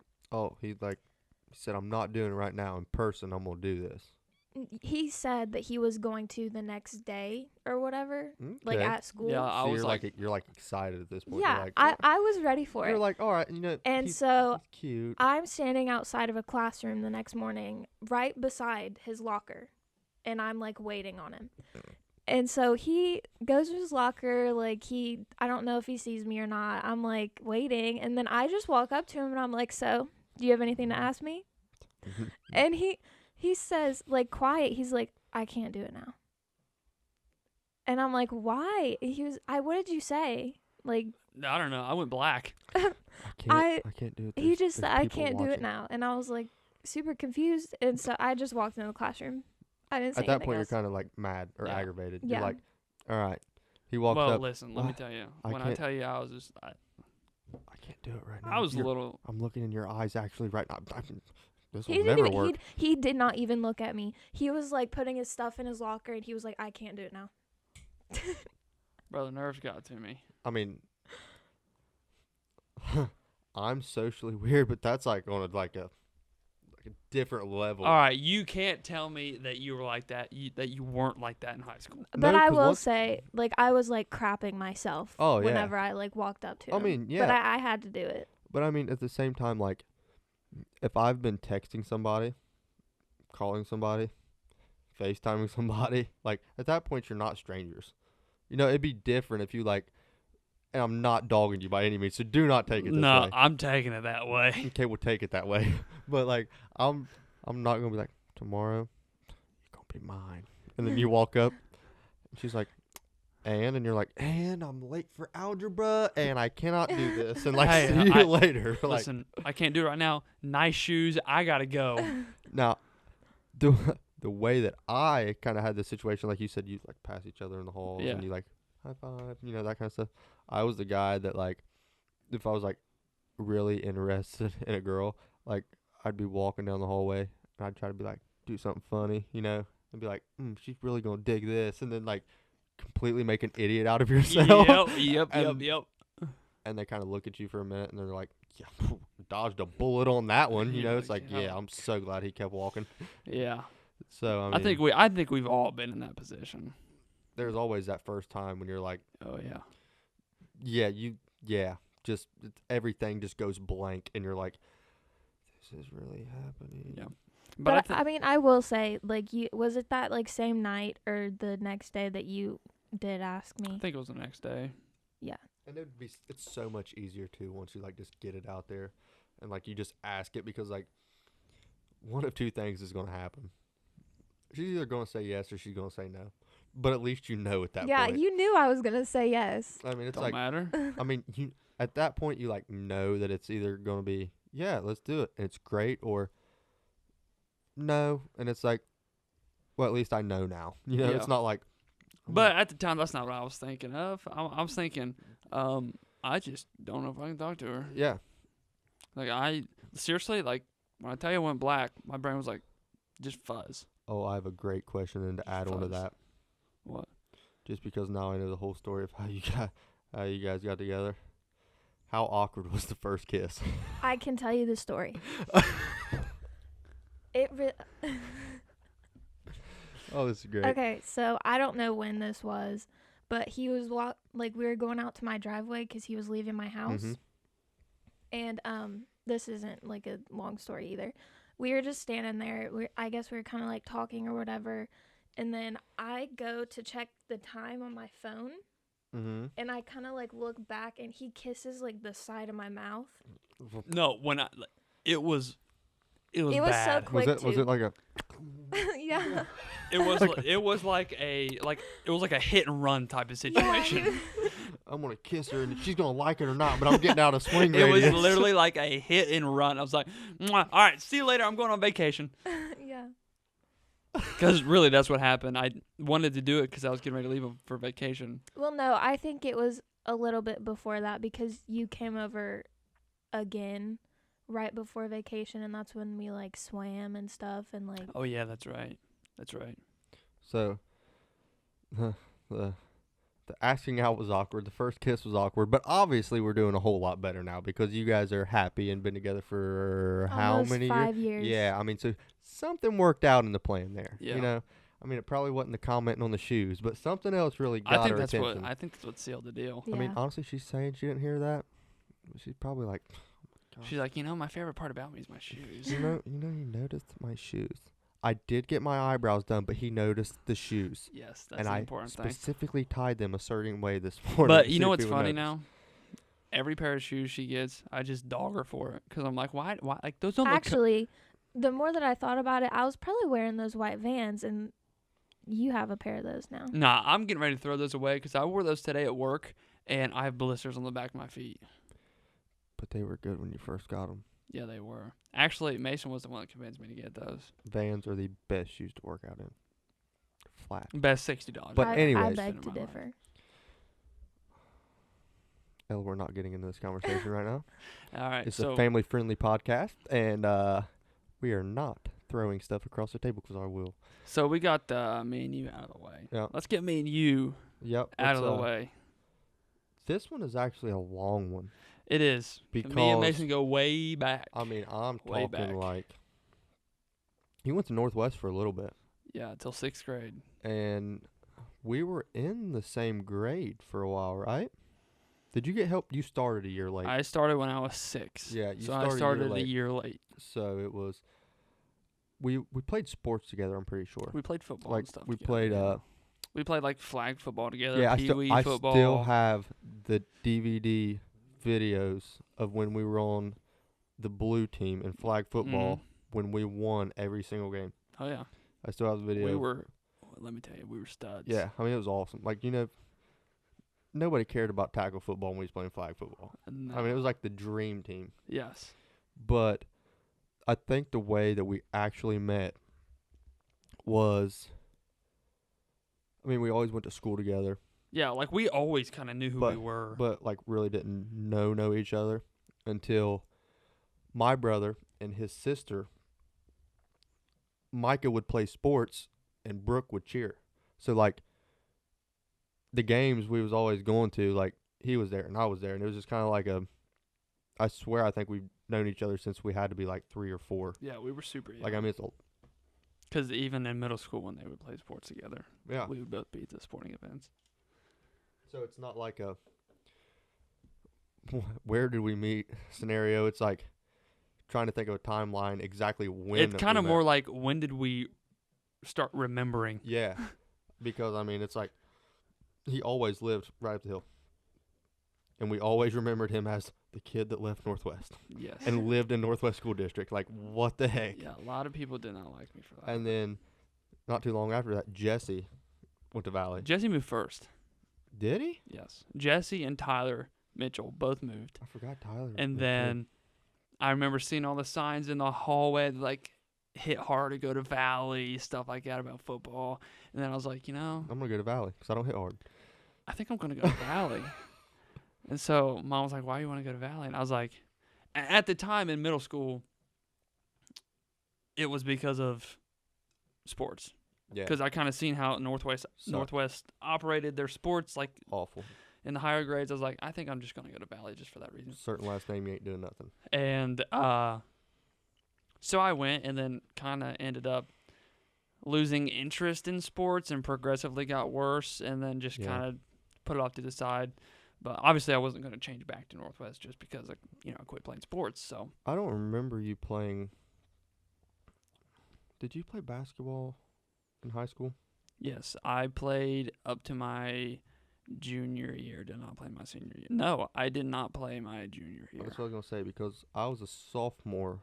I was a freshman playing varsity, but I was a sophomore starting varsity. And I think that's the last year that I remember you playing basketball. Yeah. Because I'd always see Devin up in the stands, and I'd be like, huh, I know that guy. I thought you did play your junior year. I don't think I did. Because that was my freshman year, and I cheered. And I mean, you might have. Did I play my junior year? I don't Yeah, even you remember. said- Yeah, because Valley played at us. We didn't play at Valley. but that year. was your last year, like, 'cause you didn't. I don't remember. We played you guys our senior night I don't at remember. Northwest. I'm pretty sure. Because I remember the first game that I started Is varsity. that that the game we only beat you by like 2 points? No, we beat you our senior year. Did you? Yeah. First or second time? The second time because it was our senior night. I don't know. I don't remember. That was a long time ago. Because I remember the first game that I started varsity was at home. Our starting point guard, me and him would like alternate games back and forth because our coach was kind of an idiot and he was trying to figure out who was going to start and who was not going to start. Well, it was that other kid's game to start. Mm-hmm. And, we're playing Valley and everybody's like huge. So I was like, good for him, have fun. Well, at some point he was like, oh, my chest is hurting really bad. I don't think I can play. I was thinking, oh gosh. So the first game I started, Valley had Bryce Romanello, however you pronounce his Yeah. name. Blake Thompson, is that right? Or Blake Howard. Blake Howard. Yeah. And Rolf. Yes. All were 6'2" plus. By the when we're talking about these men, like these, I'm gonna call them men. They were men. They had full grown beards. They were legitimate men. I'm talking all over 6 foot, all over Yeah. 200 pounds, Yeah, all extremely athletic. College size guys in high school. yes. And I was a sophomore and I was 5'4". Probably 120 pounds soaking wet. If that. Talk about intimidated. yeah. So, I didn't know I was starting. And all This all game. 3 of them were guards. Yeah. All 3 of them were guards. There was Zach Mayo played with them. He was like 6'7". He was 6'7", not Mhm. super athletic, but he was just a giant. And the breach kid, what was his name? Can't remember his first name. From Valley? Yes. Last name was Breach. I don't know. Anyway, he was a huge guy too. But yeah, But- literally just a field of giants. Yeah, and I didn't know that I was starting this game. So, whenever it wasn't my game to start, I would play a quarter or two of JV. Go back in, get dressed for varsity, sit for the rest of however long varsity come out and we play. So, I didn't know that this kid was like having heart problems. I played 1 quarter of JV. So I was eligible for 4 quarters of varsity. I'm like, this is kind of weird. You know, the coaches come over to me, and the varsity head coach come over to me, and he was like, hey, nah. Like, go change. And I'm like, coach, I still got 1 more quarter. He's like, nah, go change. And I was like, okay, whatever. So I went and changed. Still didn't know I was starting. Went in, done our warm-ups, went back in the locker room, took our warm-ups off, came back out. Still didn't know I was starting. So, you know, everybody's lined up on the bench when they're getting ready to call the names. And I'm like, I stood in the tunnel. Yeah. And my coach is like, no, sir. He said, you go ahead and sit down. You're starting. And I went, so I couldn't, like, physically or mentally prepare myself for this moment. He's like, nah, bub, if I told you, he said you'd had heart problems too. And I went, you are absolutely right. You are correct, Coach. Yes. So the first tip, dude, I had 9 turnovers that game. Was believe the it. worst basketball game I've played to this date. And my coach looked at me and he went, it was a whole lot better than another boy would have done. He's like, you earned that starting spot. And I went, Coach, I had 9 turnovers. He's like, yeah, and them boys were also 6'2" with a wingspan of like 7 foot. You're 5 foot nothing. You done great. I Yeah. was like, Do you want to know how awesome. my first game ever of basketball at Valley went? The very first play. You want to know how this? You want to know how this unfolded? I kind of do. I was starting point guard. And then we'll get So- back on track. So in high school, I kind of fell off because I lost interest. Yeah. And I didn't practice and just got worse. But in middle school, I was you was always outside when I go past your house. like the key player of the team in middle school. Yeah. Especially 7th grade when I first moved. Just taller than everybody. And so this is my very first game. Everyone has super high expectations. I'm the starting point guard. We win the tip. I'm in the back. I'm in the back court. I'm dribbling up. Coach calls out the play. Or I repeat the play. I can't remember what it was called. So I'm dribbling. I'm like, oh, yeah, baby. It's game time. I'm finna show them why I moved. I'm gonna rep this court. I get to half court, step on that line, and just face plant right into the ground. They get the ball, they come lay up, and I'm like, oh my god! You can keep him, Valley. And we don't want him. And my coach just standing there. He just, with just a blank smile, just get up, go do. Come on, This is don't let me down. Come on. Who's starting? So yeah, that was my introduction to Valley. But the game actually, it turned out pretty well. So But I mean, going back to how we met and how long we've known each other, that's how long. yeah, Like long enough to know that we played sports together, and then we played sports against each other, and through all Yeah. my years of high school. but there's also a very important key part where we didn't see or talk to each other for probably the span of 5, 6 Oh, years gosh, probably. almost. Like My- ever since high school, really. Yeah, I think it was like 8th grade year was the last time I talked to you. Like Yeah. talked to you. I mean, every time I go by, like blow the horn or whatever, yeah, and he'd be yeah, like, yeah. But it really wasn't like we didn't really start talking again until It was we were both out of high school. think there was a homecoming at Pleasant Hill, and Scott Cohn was preaching, and I went up there and I saw you up there, and I was like, what's going on, big dude? Yeah, Because you were like freaking 6. What are you now? 6'4", 6'3", something like that. 6'3".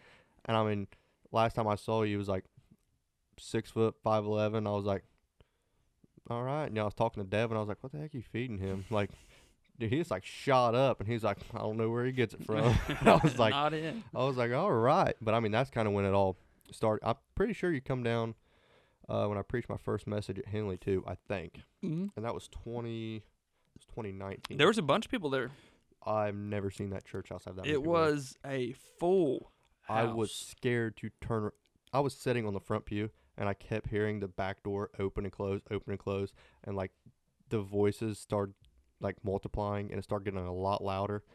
And ironically enough, Uncle Scott, he was getting ready to sing, and he walked over and he looked at me, and I'm sitting there, my feet are like, I'm perfectly like parallel, like everything is perfectly in line, and I'm sitting here like so nervous. I'm reading and I'm like flipping through, and I'm reading and I'm flipping through, and the door keeps opening and closing, and I'm like, that's a lot. It's getting kind of loud in here, and I'm sitting here like, okay. So I set my Bible down, and Uncle Scott walks over and he went,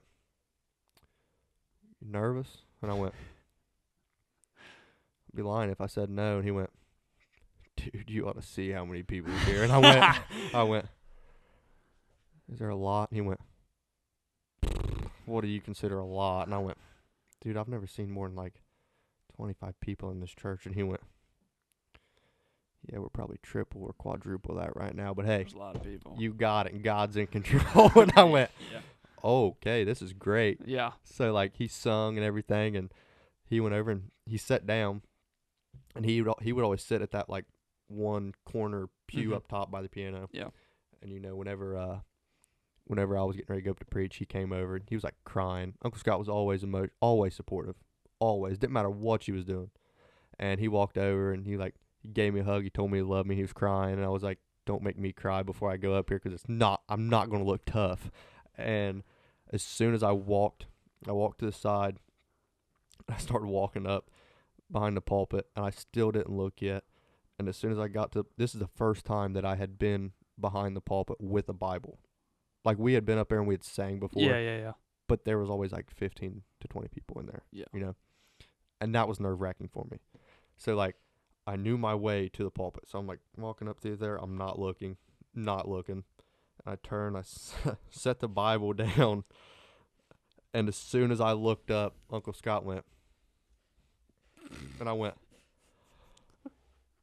"So there's a lot of people in here." I mean, It's like, there were people standing up in the back, like, That- not even sitting down. that was the first words of my first sermon ever was, "There's a lot of people in here. It's very intimidating." And Junior's sitting in the front, and he's kind of like, and Uncle Scott's sitting there, and he's crying. And I look back there, and my uncle that I hadn't seen in like 4 years is there, and I was like, "I didn't know you was still alive." And like, I'm looking Yeah, through they- here, and I was like, "Okay, I've known them my whole life. I don't know who that is. Hi, Mom. Hi, where's Mom and Dad?" Like, I'm looking for Mom and Dad. Like, did they not show up? And they showed up 10 minutes, like, later than I showed up, and they was in the back. Yeah. Like, that's how packed it was. And I was like, I don't know if I can do this. Like, in my head, I'm like, I don't know if I can do this. So as soon as I started reading off what I was going to preach over, I was like, here we go. Like, in the back of my mind, as soon as I got done reading, a lot of preachers you hear, I mean, they go straight into it. Oh yeah. They're like a daggone fireball from the beginning. And then you got some people that kind of like slowly like work their way into it. Well, Devin was sitting on the front, like where he always used to sit right there. Yeah. So, I start, and then all of a sudden, dude, something came over me, and I was just like turned into a fireball for like Blah, 10 blah, blah, seconds. blah, Yeah. blah, blah, blah. Dude, I'm getting it. Devin's got his glasses on his forehead. Dude, I reached over and grabbed Devin's hand and shook him real good. His glasses flew off his head, hit the bottom of the pew that he was sitting on. It sounded like it shattered his glasses. And I got so excited that I turned around, like half jogged up and back onto the pulpit. For some reason, I can't remember. And then right back down I was. Like, I made like 4 laps. Dude, thought I preached for like 30 minutes, 40 minutes. I was like, I'm done. I look up at the clock, and it was 5 minutes. And I went, there's like 100 people here. I preached for 5 minutes. I was like, I just wasted a whole... It's not about quantity, it's about quality. No, but I was like, I just wasted a whole lot of time. And my grandma was talking to me, and she's like, because my Uncle Deb used to be a pastor of Henley. And Yeah. she said, his first message lasted 5 minutes. And I was like, Mom, how long did mine last? And she like sent me the video of it, and it lasted 5 minutes. And I was like, okay, that's kind of That's not too bad. ironic, Yeah. And I got to I've had great opportunities to talk to people that we've grown up around, Christian people, and kind of going back to how me and you met. Like Uncle Scott and Devin were always close. Oh, grew up playing basketball. so, I mean, hung out all the so time. Yeah. Devin was like always around. Yeah. And then my dad and Devin, I think they had done like a side job or something together Yeah, at some point. they always would end up together somehow. And it was just like we kind of always knew each other, but like I always go back to Uncle Scott being like the key part, because Uncle Scott would check up on like me and John more than he would like worry about like a whole lot of other people, just because we were like in that little group. And like for the longest time, I was the only one in my house that went to church. Like I was the only one that would go to church and would like whenever I was preaching, Mom and Dad wasn't in church. Like I had a few churches that I would go to that I drove 45 minutes one time to preach at a church, and it's like Mom's like, "Yeah, I'll go with you." But it wasn't like she was going for the right reasons, you know? She's not like, I want to go to church. Yeah. She's like, yeah, I'll go with you. But Uncle Scott would get a hold of me, and he'd be like, "Hey, me and Devin's going to this revival. You in or out?" I said, "What are we wearing?" It was like all right, I'm there kind of situation. So I think that's like, that tells you how long we've known each other just by like all the stories that go along with it. Like the stories go back way before we were even thought of. Oh yeah. It's like our paths we're going to cross eventually just by what our parents and uncles and everybody did back in the day. Was just like sooner or later we was going to cross paths, and it was like our choice if we liked each other or not. Yeah. Well, luckily here we are. Yeah, we're right here. So.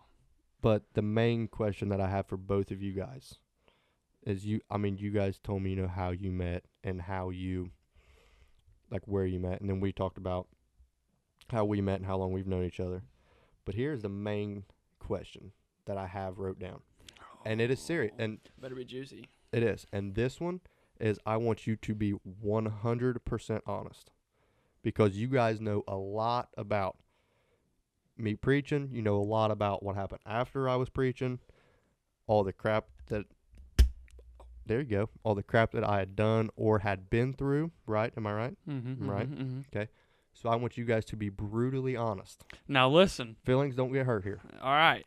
You're telling me, listen, you don't got to worry about me. You know what I think. I share my mind a lot with you. Her, I don't know. Just prepare yourself, all right? I mean, if it hurts my feelings, probably good, Maybe. But it's always good to know. Always good to know. Let's hear the question. And I'm not going to hold anything against anybody. All right. Okay? Let's hear the question. Okay.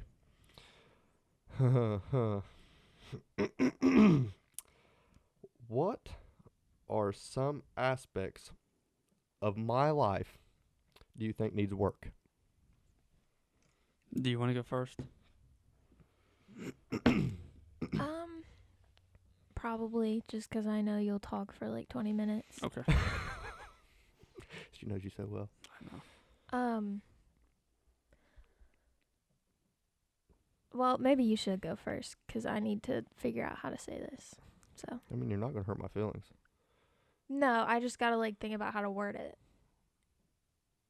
So you go ahead. What that means, Mason, is it's about to be bad. No, what that means is she's trying to think of a way to be passive aggressive and not just rip you apart. Dude, That is not true at all. I'm like a piece. So what are some aspects of your life that I think you should work on? Yeah, what do I need to how do I need to improve? Okay. Like what parts can I improve on? Okay. In your opinion. In my opinion. Really, I think it boils down to one big thing. The people I surround myself with. No. Oh. Well, I mean, yeah. But like this is what you struggle with. Okay. This is what I've noticed. Okay. You have to like seriously dedicate yourself to one path or another. Oh, you yeah. have a really bad habit of trying to walk both, like walk on whatever, top of the fence. like whatever direction like you want to go, you'll go that direction, but then like you'll merge that road into it and then try Yeah. and walk both of them at the same time, and then everything just falls apart. Yeah, just like caving, like a what's it called, a avalanche. So I think it just comes down to your like ability to make a decision and make sure that decision is like going to be kept. Okay, what would be like a specific though, Okay, like a specific thing that I need to improve on? the people you surround yourself with. I've done good at that though. You have been doing good at that. And, this is, I don't think it's a bad thing to have friends that, specifically in your case, in my case, because we are Christians, what did Jesus do? Oh yeah, I mean, He walked around with a bunch of people that didn't like he ate him. with sinners, Hey, but he didn't listen, do it. We got to be, Yeah. they need an example in their life. Oh yeah, And if they're not going to get it from you, you don't know where else they might get it. exactly. Right? So that's what it boils down to. But where it gets confusing is when they start dragging you down into What they're doing. their own ways. Yeah. And, I mean, really, you just had a hard time of, you knew what decision was the right decision, 100%. Oh, yeah. I know that. But you struggled with, it's just one time. Yeah, and like letting the bad one go. Yeah. Like I was like, I can be around them without. You're like, doing it. Yeah. I can, I can do that. I'm strong enough. I can go hang out with them. Yep. And and you've mentioned this before, like, you've always kind of wanted to fit in. You didn't want them Yeah. to like think, he Yeah. you don't want to do that, all that stuff. But at the end of the day, if they think that about you, they ain't your friends. Oh yeah. So I mean, you find out who your friends are as soon as you like, they ask you to come do something, and you're like, nah.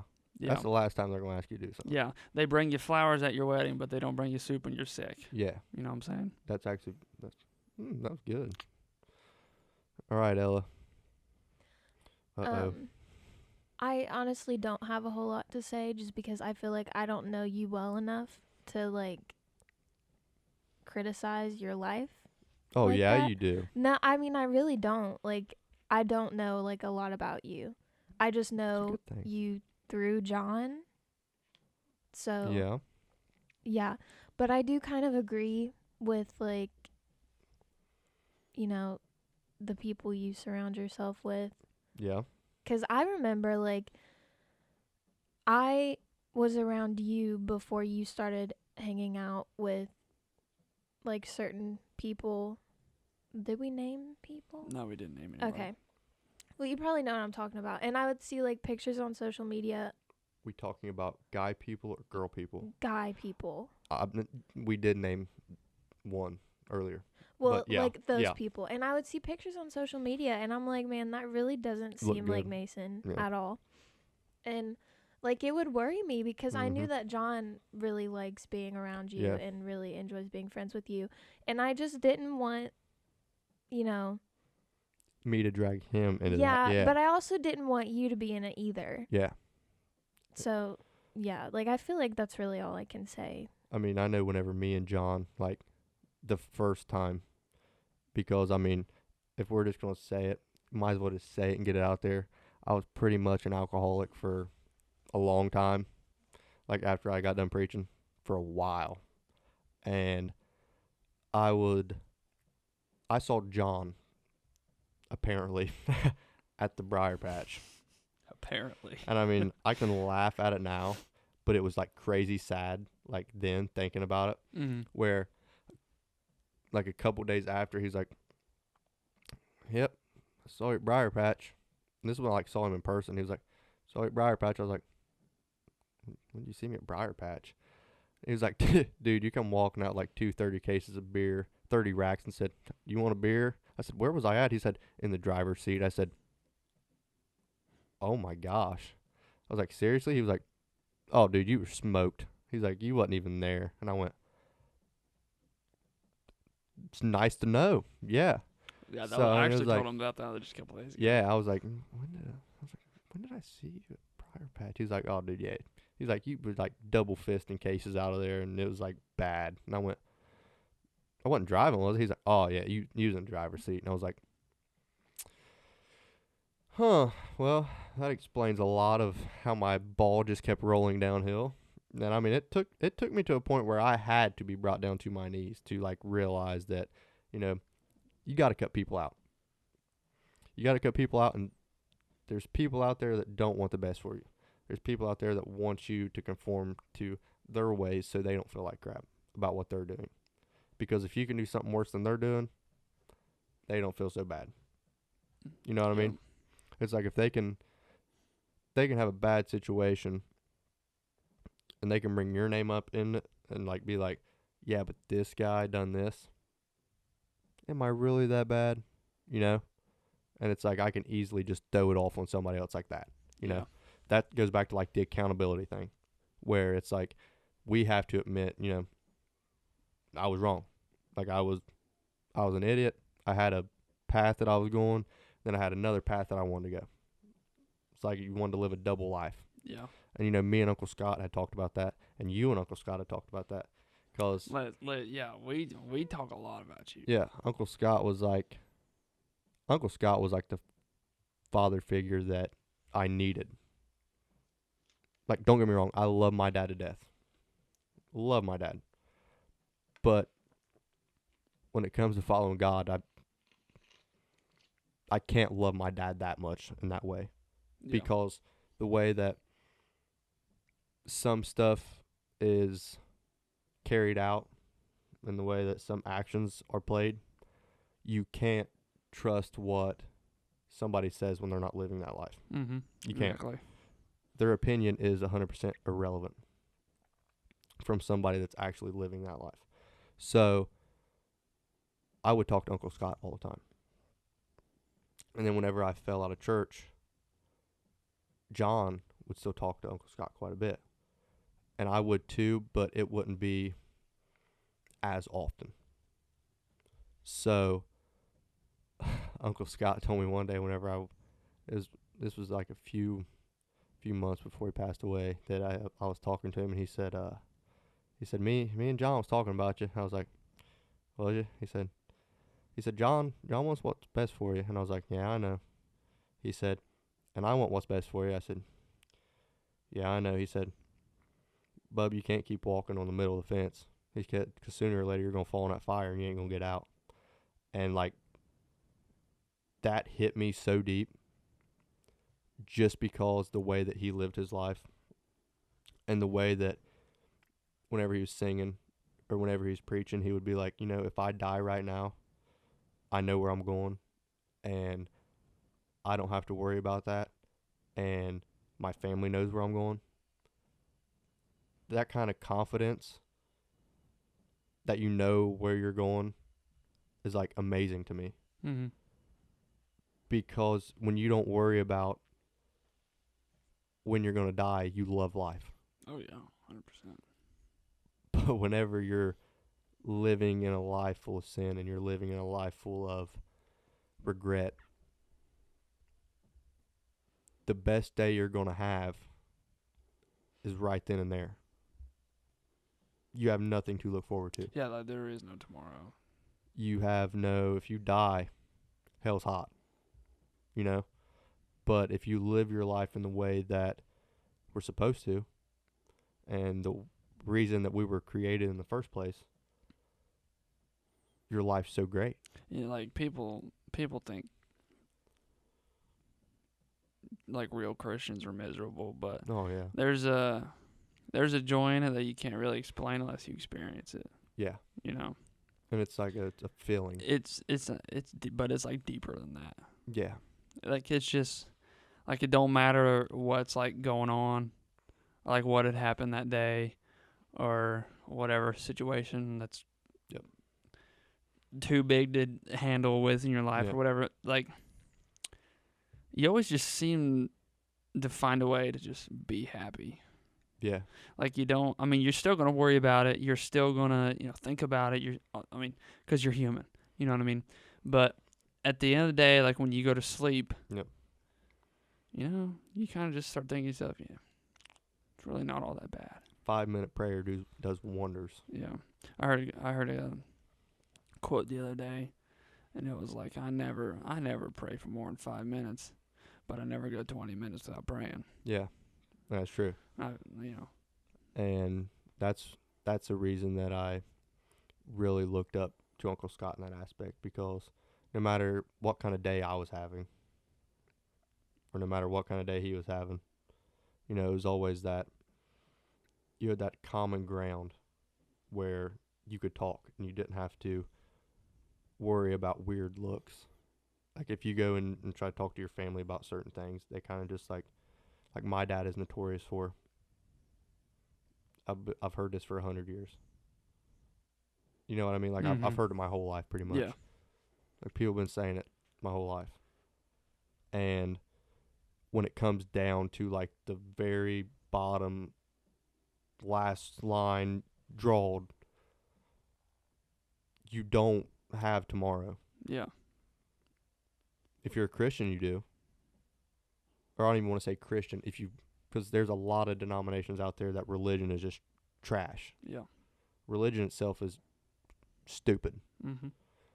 Salvation's a different story. But if you have neither of those, it's like, what are you really living for?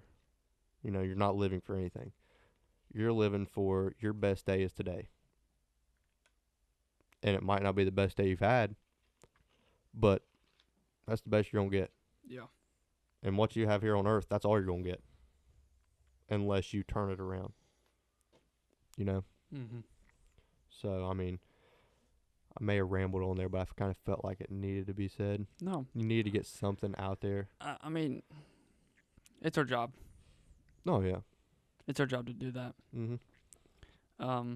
Personally, you know, I probably don't do it enough. I think everyone feels that way, no matter how much you do it. But no, it needs to be said. Kind of feel like you don't say the right things at the right time.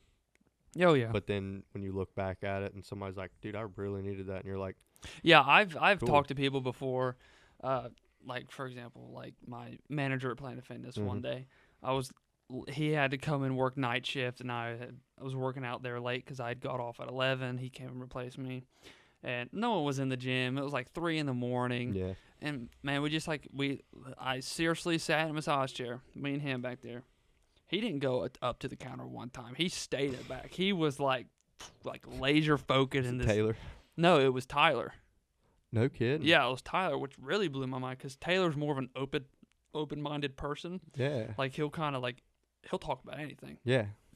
It's something he'll actually listen to what you're saying. Yeah, Tyler's more like standoffish. Tyler's a little bit more set in his ways, a little bit more standoffish, a little I don't know about all that, but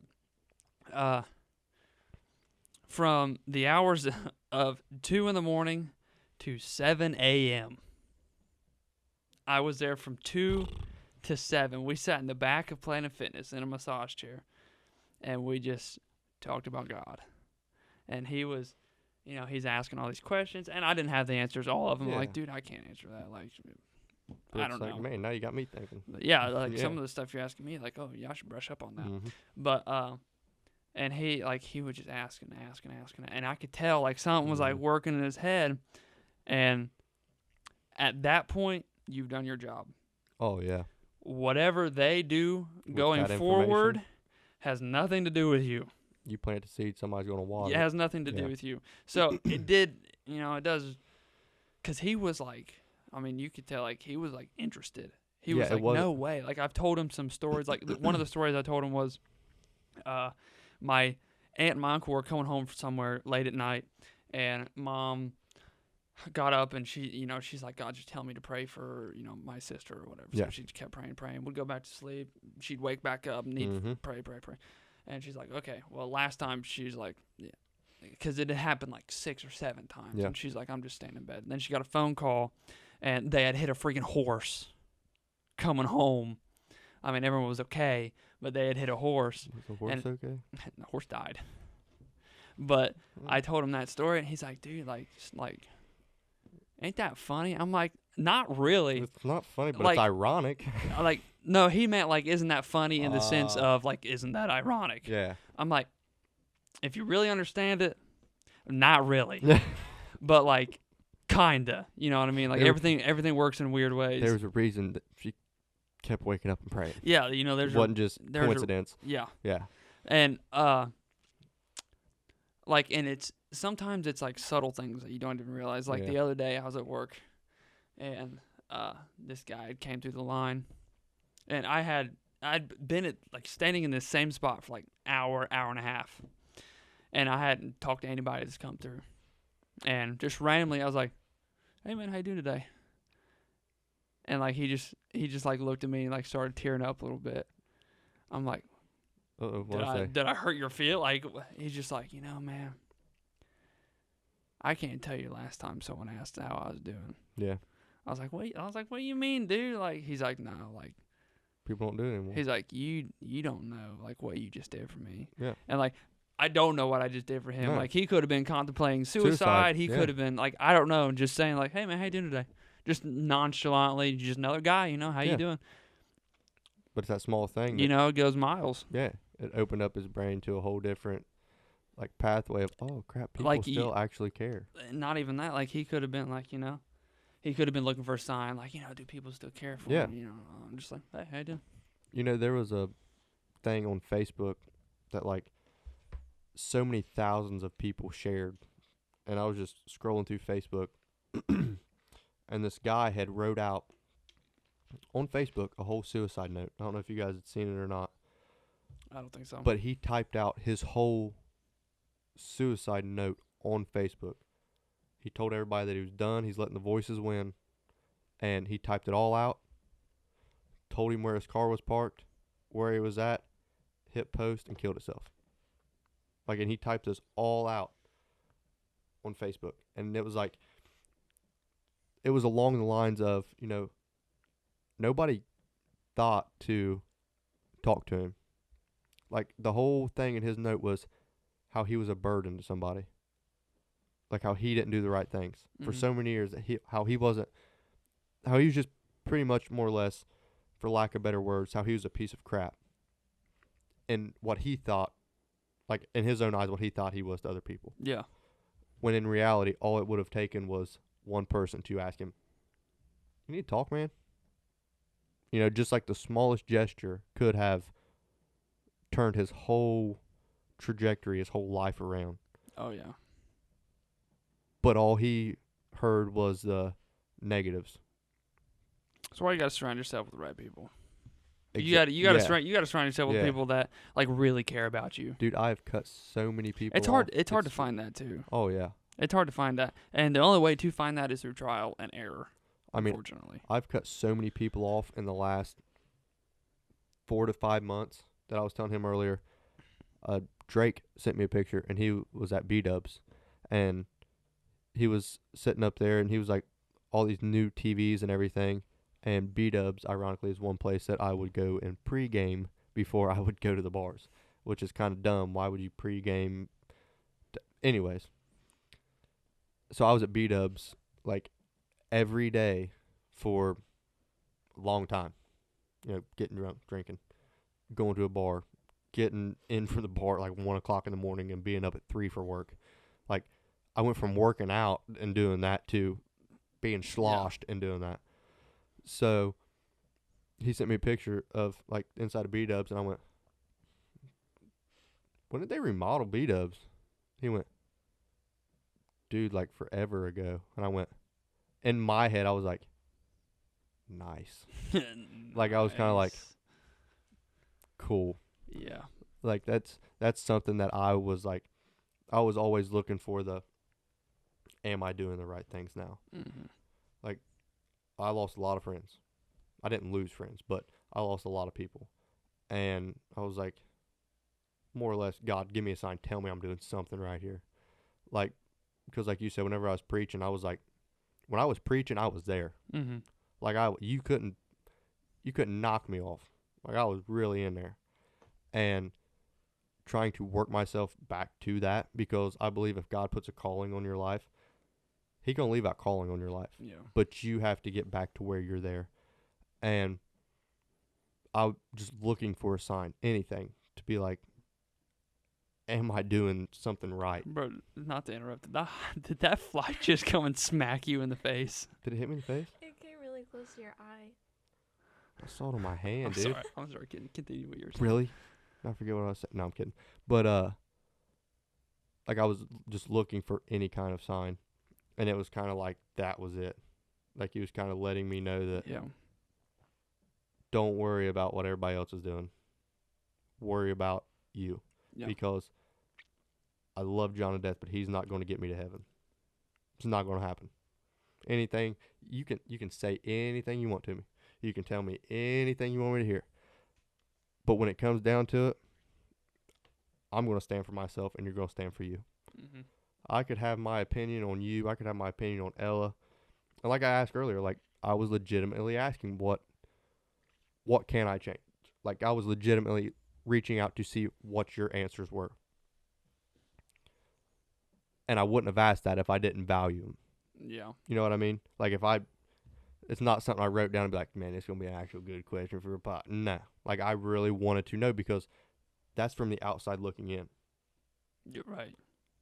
All I see is what goes through my mind and through my eyeballs. And that's it. And when it comes down to it, do you know who I hang out with anymore? You should. It's about it. I'm just gonna take a guess and say the two people sitting Yeah. at this table. I haven't hung out with anybody that I would drink with, that I would go to the bars with, that I would surround myself with for a long time. And, you know, people will look at me and be like, he just doesn't want to socialize, like, with people like that.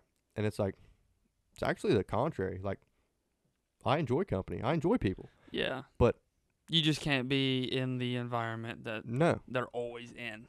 And, you know, people will be like, dude, you can be around them, but you don't have to do what they're doing. Absolutely. If they want to hang out at a house, absolutely. I'm not going to a bar to hang out with somebody. Yeah. I'm not going to do it because I know where that's going to lead, you know? And it takes a strong, I'm not bragging on myself by any means, so don't take it that way, but it takes a strong-minded person to realize that if I agree to go to the bar with them, I know what's going to happen. Yeah.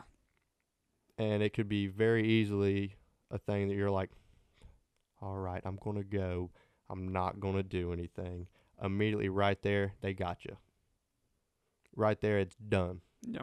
It's like, this sucker, we're going to get him to drink. Now, some people I know, they walk into that bar, they holy water all over the place. You know what I'm saying? Like some people, like legitimately, some people can be in that environment, not think twice about anything, but some people can't.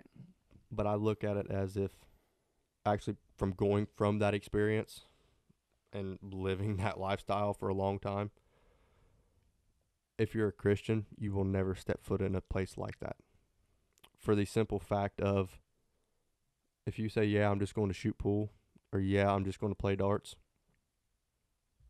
knowing what goes on at them places, you're more or less condoning that. Because the money that you're giving to that bar is going toward like beer sales, going toward whiskey sales, going toward anything and everything that if you truly believe in the Bible is against. It's no different than a doctor performing an abortion and looking at people on the outside and saying, it's not my fault, the mom wanted it done. Right. The mom didn't do the surgery. Yeah. Exactly. I mean, if I'm being completely honest, and it's going to be like, this is like the part where people are really not going to like me, because I'm very open about my beliefs, and I'm very open about if it's Bible, it's right, and you can like it or you cannot, and you can tell me if you like it, and you can tell me if you don't, and I'm not going to care, because if it says it, then it is what it is. You cannot convince me any way that killing a baby is okay. I understand under certain circumstances that, you know, rape is terrible, absolutely.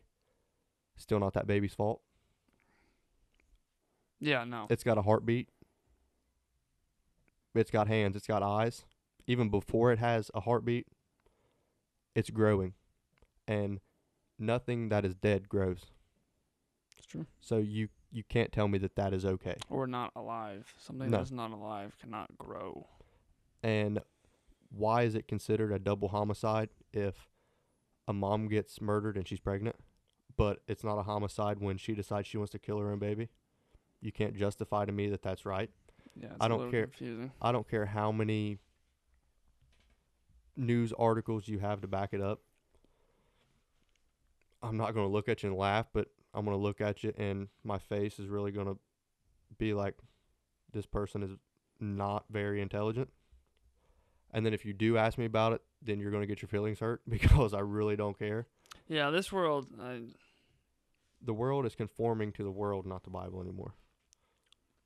Whenever you're telling me that I'm really going to be like an unlikable guy whenever this comes out, but I mean, it is what it is, and I don't care if you like me or not because, like I said, your opinion really doesn't matter.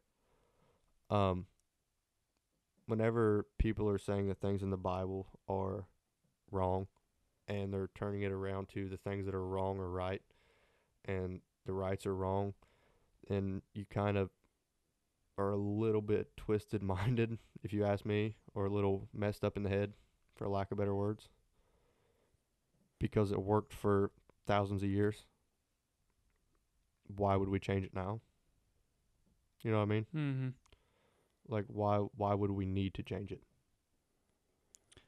No reason at all, in my opinion. Right? I mean, kind of got a little in depth there, but like, if you truly think about it,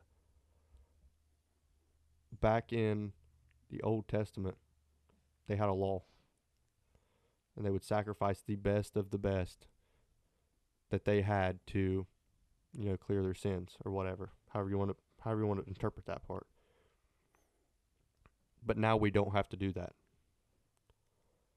But people are still the way that, like the rich man and Lazarus, like they're still that way. Like they look down on poor people when a lot of the poor people are the richest people in the world, Mm-hmm. and there's going to be millions of people, I guarantee, trying to pull out a checkbook and buy their way into heaven when they don't realize that heaven was already paid for, Yeah. and they had that opportunity to change their life and tell people about God, and they never did. And why is that? They scared to get judged. Yeah, I think a lot of people are. Like, that's a legitimate question. I think a lot of people are unconfident in their practice.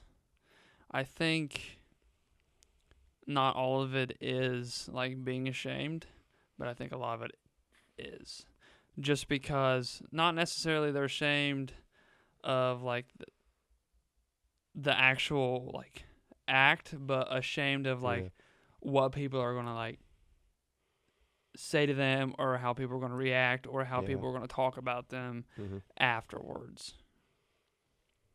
Oh, like you're saying, like they'll do one thing to their face, and then it's like when they're not around that person, it's like completely different. Yeah. Is that what you're talking? Yeah. Okay.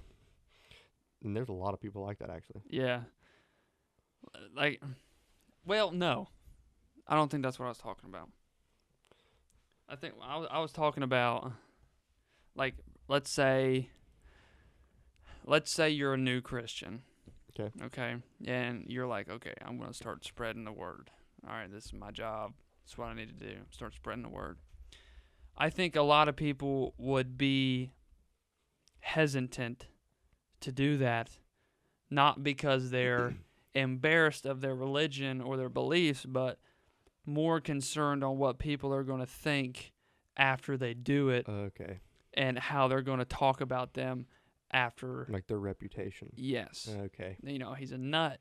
He's that religious freak. He's the guy that won't shut up about the Bible, stuff like that. Oh, he's not going to have any fun, The guy that trickles all that down stuff. to. So I think that's where a lot of, I think that's a lot of the reason why you don't hear a whole lot about it. And I think the bigger reason is obviously there's just not that many true Christians anymore.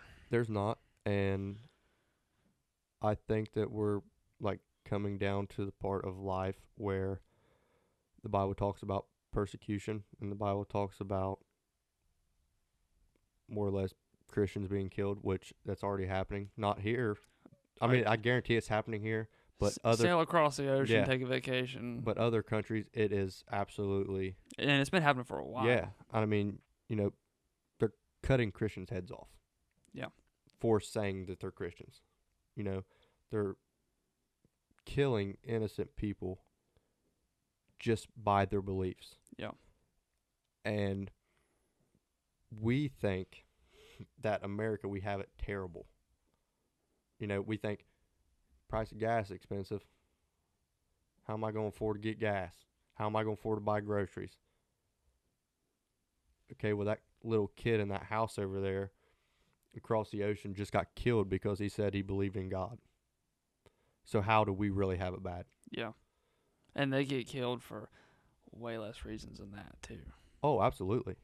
It just looking the wrong way. Yeah. I can't remember what I was listening to. I don't know if this was on Instagram or if it was on, I can't remember what it was on. But essentially this guy was talking like a lot of, he believes that a lot of Christians start to lose their faith because they're always on social media and stuff, always watching the news, all this stuff. He said, and I agree with him on this, that humans are not emotionally capable to know every bad thing that's happening around the world when it happens. You do not have the emotional capacity to see all of these terrible, horrible things happening around the world, And all comprehend it. back to back to back to back, Yep. and have a sound mind. Yeah. And he said that he thinks that makes him question, there's a lot of bad crap happening. Oh, yeah. How well is bad crap actually happening? I thought God was, and I believe that. I think a lot of people, because everyone, I don't know one person that does not have any form of social media and just has a phone number. I don't know one person. Everybody's got Snapchat. Most people have an Instagram. Mm-hmm. Most people have a Facebook. Most people have a Twitter. Most people and all they do is just absorb all of this information, Mm-hmm. whether it be good or bad. 9 times out of 10 bad, and they just get emotionally drained from it. And it is so easy on like a Snapchat or something to hide what you don't want other people to see by just creating a private story. Like, did you ever realize that? Like, all you have to do is create a story. I don't want them to see it. I want this person to see it, and I know they don't interact with Yeah, I this mean, you person, could so they're not literally gonna see it. live multiple lives on Snapchat stories. Yeah. Like one story, you could be posting all your bar pics. Yeah. Another story, you could be posting about how you won in a race, Yep. and then they think you're a race car driver. And you can have all these different people on certain stories that are never going to see the other story. Yeah. So this person thinks you're a priest. This person thinks you're like a daggone model or whatever. This person thinks, like you said, a race car driver. And this person knows it all. Yeah. You know what I mean? Like there's that one person that's always going to be like, oh, I heard this. I think this was actually Jocko Wellington. Yes, it is raining. dude, that's kind of ironic, though, because it's like we've been talking about the Bible for the past probably a good little while now. And it talks about, like, the word of God falling from the sky like rain. Anyway, Kind of ironic. I think it was And I was very quiet, like, oh, these guys just keep freaking talking. I think it was about. I think Jocko Willink said that, but he always said, intentions leave a stench. Like intentions Yeah, I've never heard that. always leave a stench. Huh. And I guess what he means by that is even like if you don't know why, Mm-hmm. you can smell it. Yeah, you're like, Like you know why. Like Ella's intuition. Who was there? Was she Yeah. blonde? That's crazy. You know? Now, here's one side that I really want to see because I've never actually had the opportunity to ask this. What is your outlook on the whole, like, pro-life, pro-choice situation coming from a woman that they say, it's her body, it's her choice? Yeah, because men can't have an opinion on it. No. Let's hear it from a woman. And I legitimately want to hear like what your opinion on that is. I 100% agree with you. Okay. Like, completely. It is a little bit like, it's something to think about, like, whenever somebody is raped or, like, it literally was not their fault Yeah. that they are pregnant. There's always going to Not be planned. areas of conversation that like we just don't know how to talk Or, about. Yeah. or in some cases, a woman will die Yep. if she gives Mhm. birth to her baby. Yep. I think they could have the option, but I do think it is completely wrong to Yep. kill a baby. And that's actually a really good point how you said like a mother can like die giving birth, because that happens a lot more often than people actually talk about. And my grandma brought up a really good point about this one time. She said, the Bible says to celebrate a death and mourn a birth.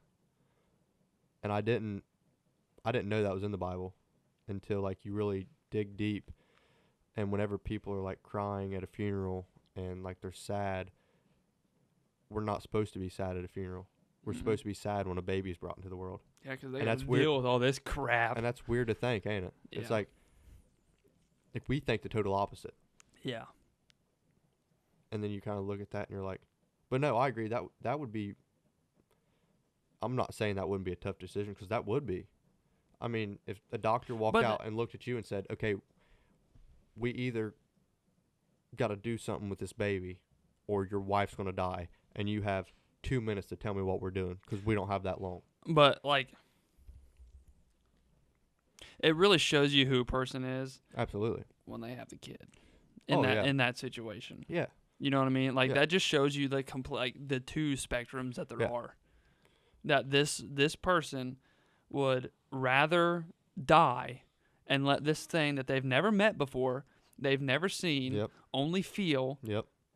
live and have a life, and that be her best part of her life that she'll ever get to experience. Yep. And not get to experience it. And then everybody outside of that's looking at you like, so you let your wife die to save your baby. Like that, I mean, that's what I'm saying. Like, her point was actually very valid. Like, that would be a hard decision, because at that point, she's already dying. Like, women come the closest to dying as they ever will without dying when they're in childbirth. Did you know that? Is that factual? That's factual. I'm not sure. I have no Look idea. that I've up. never heard of that. A woman comes close to dying whenever they have a baby. I guess there's so much pain and so much strain involved.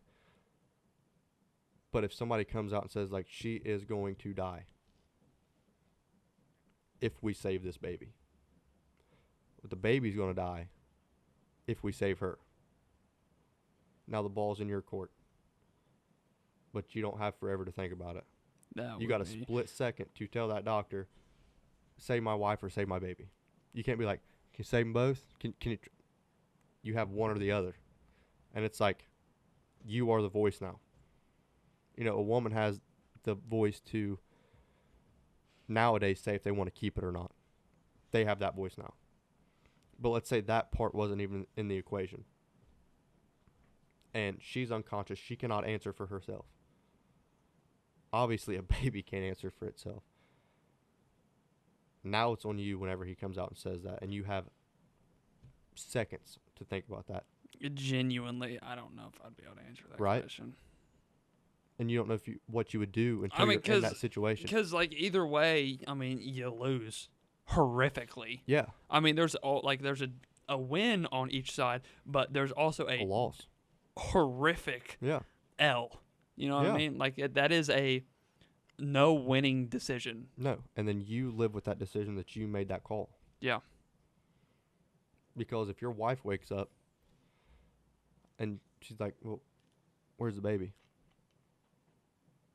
Then you have to explain what happened. But when your baby grows up and they're older and they said, what happened to mom? And you know what's funny? Yeah. I feel like a lot of people. I don't know about a lot of people. I feel like Ella would be like this. If that were to happen, Mm-hmm. and I picked where she wouldn't die, she'd wake up and she'd be like, "Why? Why did you pick that? Yeah. Like, why would you pick that?" But you don't know what you're going to do until Yeah. you're in that situation. Yeah. And you can say whatever you want. There's people that get online. There's people that go on Facebook and they're like, well, if I was in their shoes, and you're like, shut up. Yeah. You don't know. You're not there. You don't know. You can say that all you want until you are in that situation. Yeah. Like, Listen, Mike Tyson said you always have you always got a plan until you get punched. yeah. Always got a plan until you get punched. And you're not going to know how you react till you get hit in the mouth. Yeah. You're either going to jump in or you're going to jump out. But, like, kind of like correlating to that, whenever Dad was like that last week, I think. Yeah. You always play scenarios in your head where you're like, dude, if something happened, I'd jump in, I'd be like Superman. Yeah. Like, you're playing out, like, perfect scenario. I know what I'm going to do. I know how I'm going to react. I've already thought about this. If something goes wrong, dude, I got it. Yeah. Then you're in the situation. And in the back of your head, you're like, what do I do? Yeah. know? You have no idea what's you don't know what to do. No. When I came running out of that bedroom, I had a split second to decide, am I going to freak out or am I going to try something here? Well, we know what your mom did. She told Dad, she's like, I was so calm. I said, no. I said, no, you wasn't. But, I mean, it's like, I can laugh about it now, but it's like, I told him, I said, dude, I thought I was watching you die. Yeah. Like, I thought you were taking your last breath. And I told my grandma, I said, the only thing I could see was him taking his last breath and him opening his eyes in hell. I said, he thought he had it bad here. And she went, Mason, I'm glad you was there. And I went, thanks, Mamaw, but that's not what I was looking for. And she's like, no, but, I'm glad you kind of, like, got to see that. And I was like, I got to see that? Like, dude, what? When I'm your grandma's age, I hope I'm like her. I'm not going to be her age. I will die before I'm her age, dude. She is 97 years old and still going strong. Man, being 97. I'm 21, and I feel like every day when I get out of bed, Dude, you're done. You're like, yep, that's it. Crack, pop, Snapple, crack. Like, dude, right now is definitely the latest I've been up in a long time. Oh, man. I go to bed at, like, when I'm working out of town, I'm in bed by 8:30, dude. I am an old man. And you're a night owl. You like, I am. I'm the complete opposite of you. dude, we go to freaking Walmart when you're off work at like 9 or 10 o'clock at night. But you're always one that's like, hey, man. You're like, dude, yeah, I totally. need to starch these jeans. You're like, dude, totally. 9 o'clock, Walmart date. Be there. It's not like okay. It's not like a YouTube video thing. We're like, dude, we're going to wake up at 5 o'clock in the morning and go to the gym. I will be at your house. And then you wake up and you're like, gotta take a fiber tablet because, it's like. Yeah, I don't take fiber tablets. Like, that was completely just for show. Like, I did not do any of that. Did it work? No, it didn't work. Oh, it was so funny, though, because, like, you were like, hold on. Walk back in with your cup of water.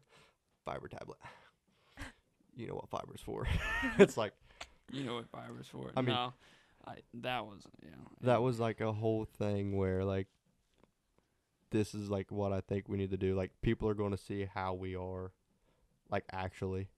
Yeah. No, it's more of, like, a raw, more of, like, a who we actually are as people rather than, dude, let's be honest, we sucked at picking out what we was going to do for YouTube videos. Oh, man. How many times did we say we were going to go snowboarding? The first video, we're going to snowboarding. Then the next video, it wouldn't be snowboarding. Then We say, went "The next snowboarding." I video is know. gonna I be heard that a lot snowboarding." from you. Dude, we went Yeah. snowboarding, and you didn't want to record anything because you was like, dude, I'm falling everywhere. No, yeah. I tried to record, and it was like my second time ever snowboarding. Dude, it was so, so funny. He I started could- rolling down the whole way. dude, He's so mad. no, yeah. I was hurt. Like, my body Oh. was I in so much can't say pain. anything. 'Cause She thought she broke her tailbone snowboarding. She fell. I was on I the- was so mad it at was her. the biggest, like, slope that they had. No, it wasn't. Yes, it was. We It went to the wasn't. very top of it. It was not the biggest one. Yes, because No. you guys made me The go biggest one is up the there. professional one, and I promise you, I've never. I've gone been down that one. Well, maybe But- like the Are we talking second about Perfect biggest. North? Yeah, the Dude, second the biggest. Listen, Black so Hill? listen to this story. Let me tell it. I want to hear Okay. And it. Shut up, John. I was going down like the hill, and everybody was going down. Other person was there that was not good, and Not good. Okay. Yeah. No, not good. I keep falling. Like I cannot snowboard at all. Like I can't even make it like 5 feet Match without made in falling. And he's actually better than I am. Oh gosh, Yeah, that's you must right. be awful then. Yeah.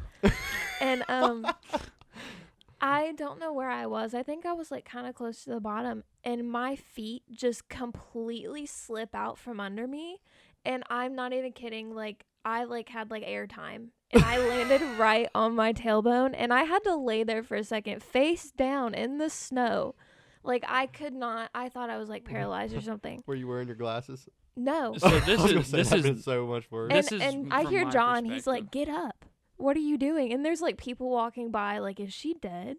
And I'm just Shit. laying there. Should be all right. so the reason I got And mad. we'll get her fiber tablet. This is She'll this be is the right reason back. I got mad. So I'm a little bit in front of you. Right? I was ahead of you. I didn't see you fall. Yeah, 'cause you don't pay any attention to like when I need help. I was in front of her. Oh, by don't worry. I'll tell you little about bit. our experience. You'll get a kick out of it. And I think I turned around to see where you're at, and I see her literally arms out, face in snow, just laying there like this, and I'm like, Ella, Get up. I was hurt. and didn't hear nothing. I said, Ella, Oh. didn't say nothing again. I'm like, all right, she's either seriously hurt or like knocked out. So I'm like, Ella, answer me. And of course you get mad. Nothing. So at this point, I'm starting to get frustrated. Yeah, Not don't not go, worried. Don't go. Just Don't frustrated. go check and see if she's all right. Get up. Well, you're I was embarrassing me. I was unstrapping my snowboard because I couldn't go back up the hill on my snowboard. So Wait, so you saw her laying there and then like snowboarded past her? no, I was already ahead of her, and I had Oh, stopped, What a guy. turned and looked, and then seen that she had, potentially taken her last breath right there in perfect North Hill. So, and then this guy, he like snowboarding real fast down the hill, and he like stops right beside her, looks at her. Hey man, I think she dead, and then just takes off. I'm like, okay, yeah. So I get up and I'm like, Ella, why are you answering me? Can you hear me? You're embarrassing me And in she front of my goes, friends. I just need a minute. I'm like, oh, you couldn't have said that when I was down there. I was trying, Okay, but it okay. sounded muffled. Let me ask you something. During school, have you ever sat down on one of the chairs and hit your tailbone really hard? And like you have to you can't even breathe, like it hurts so bad? I've done it No. with my funny bone. But I've hit my tailbone Neither of you snowboarding have ever before. done that. No. I know your Well, pain. though. It's terrible. And let me say this Let me just also. tell you, it's awful. The next day at school, I was asleep in class and I got called to the office. And so I was like out of it because I had literally just woken up. And I stood up from my chair and I immediately fell back down. Like I could not feel my legs. She was convinced to her. And I tried again. Like I kept trying to stand up. It wasn't working. And Tessa literally had to carry me to the office. She was convinced for about 2 weeks that her tailbone was broken. I'm pretty sure it was because you can't do anything for a broken tailbone, really. Oh no, it's like it'll heal. on Like its I own. think it was broken, for sure. Now I'll give you something you can laugh at. So John wanted to go snowboarding for YouTube video. After we finally set up to go snowboarding for the YouTube video, and his buddy was going to come too. What was his name? Trey. right? Before you tell that is a funny story. How about we talk about the car ride there? What about the car right there? You Oh, dude, yes. Okay, so yes, we you had remembered. we had this set up. Go on. It It's is raining It hard, is dude. raining hard. It's like I've never heard it this loud in this building before. Anyways, so we had this planned out. I don't know what time I was picking John up, but it was early, like real early. It was dark, and I picked him up. We had the address to snowboarding place. I think it was Snowshoe is what we was going to. I think that's what it was. 'Cause Perfect North's in yes, Indiana. snowshoe. Yeah. Yes. So for us, you go to 23, ride 23 all the way up through Circleville, South Bloomfield. Then you get on 270, take 270 to 71. You ride 71 east out all the way, and you're there. So,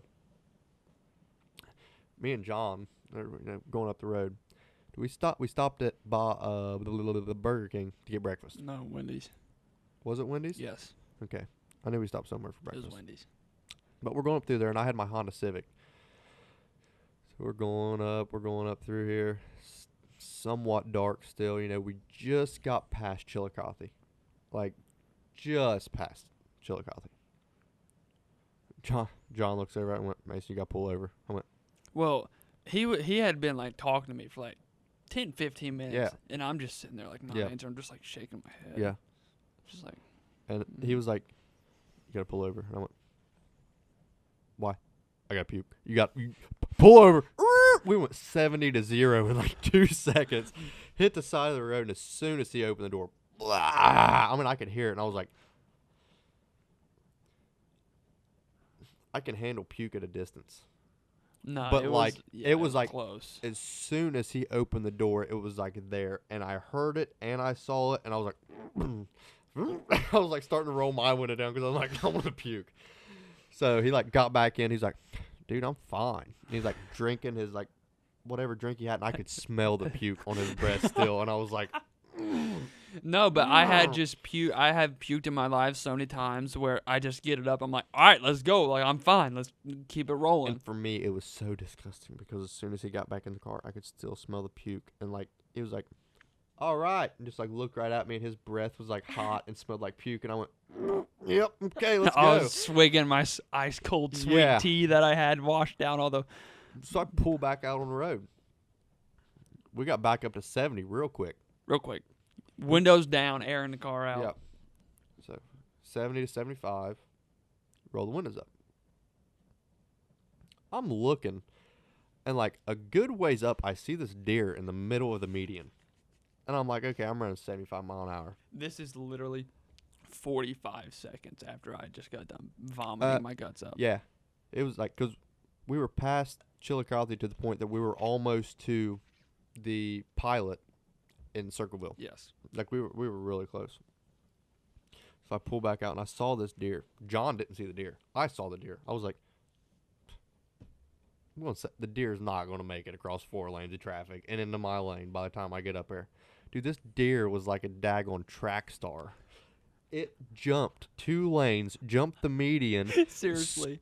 right through the other lane and right in front of my car. And I hit the brakes and clipped the deer, and I look, and it's like doing flips everywhere. I'm on my phone, so I'm scrolling. And all he felt was, dunk. I went, dude, I just said- heard tire screech and something hit the car, and Mason go, "Oh my god!" I was like, I just hit a deer, dude. He went, what? Do we need to look? And I turned around and looked, and the deer's flopping, and then all of a sudden it stands up and runs through the woods, and I went, dude, this deer is like incredible. Well, there was cars behind us. So we pull into the pilot, and I was like, I want to see like where I hit this deer at. So I get down underneath my car, and there's a plastic piece that's broke, but there's like parts of deer hair all over it, and that was it. Yeah. So, the whole way we're going to snowboarding, I keep looking at John like, dude, on the way back through, we got to see if that deer's laying there. Like, we got to see if I killed this thing. There was nothing there. no. So the deer, like, got hit, decided not today, Satan, and kept going through it all. And I was like, I mean, he got clipped. Back half of his body got clipped 70 miles an hour. yeah. I mean, we did go 70 to like 20 real quick, but I mean, we didn't hit it that quick. No. And yeah. that deer had a 70 mile an hour collision, and it took it like a champ. Yeah. But It did. we got up to Snowshoe. And, you got to go through, and you got to get your board. You got to get all this junk.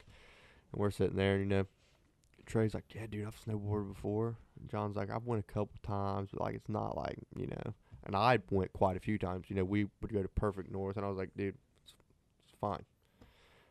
So we went to the Bunny Hill first, so, they can kind of get used to it, see what's going on. Yeah. John's kind of wibble wobbling on this Bunny Hill, and I was like, this is going to be great.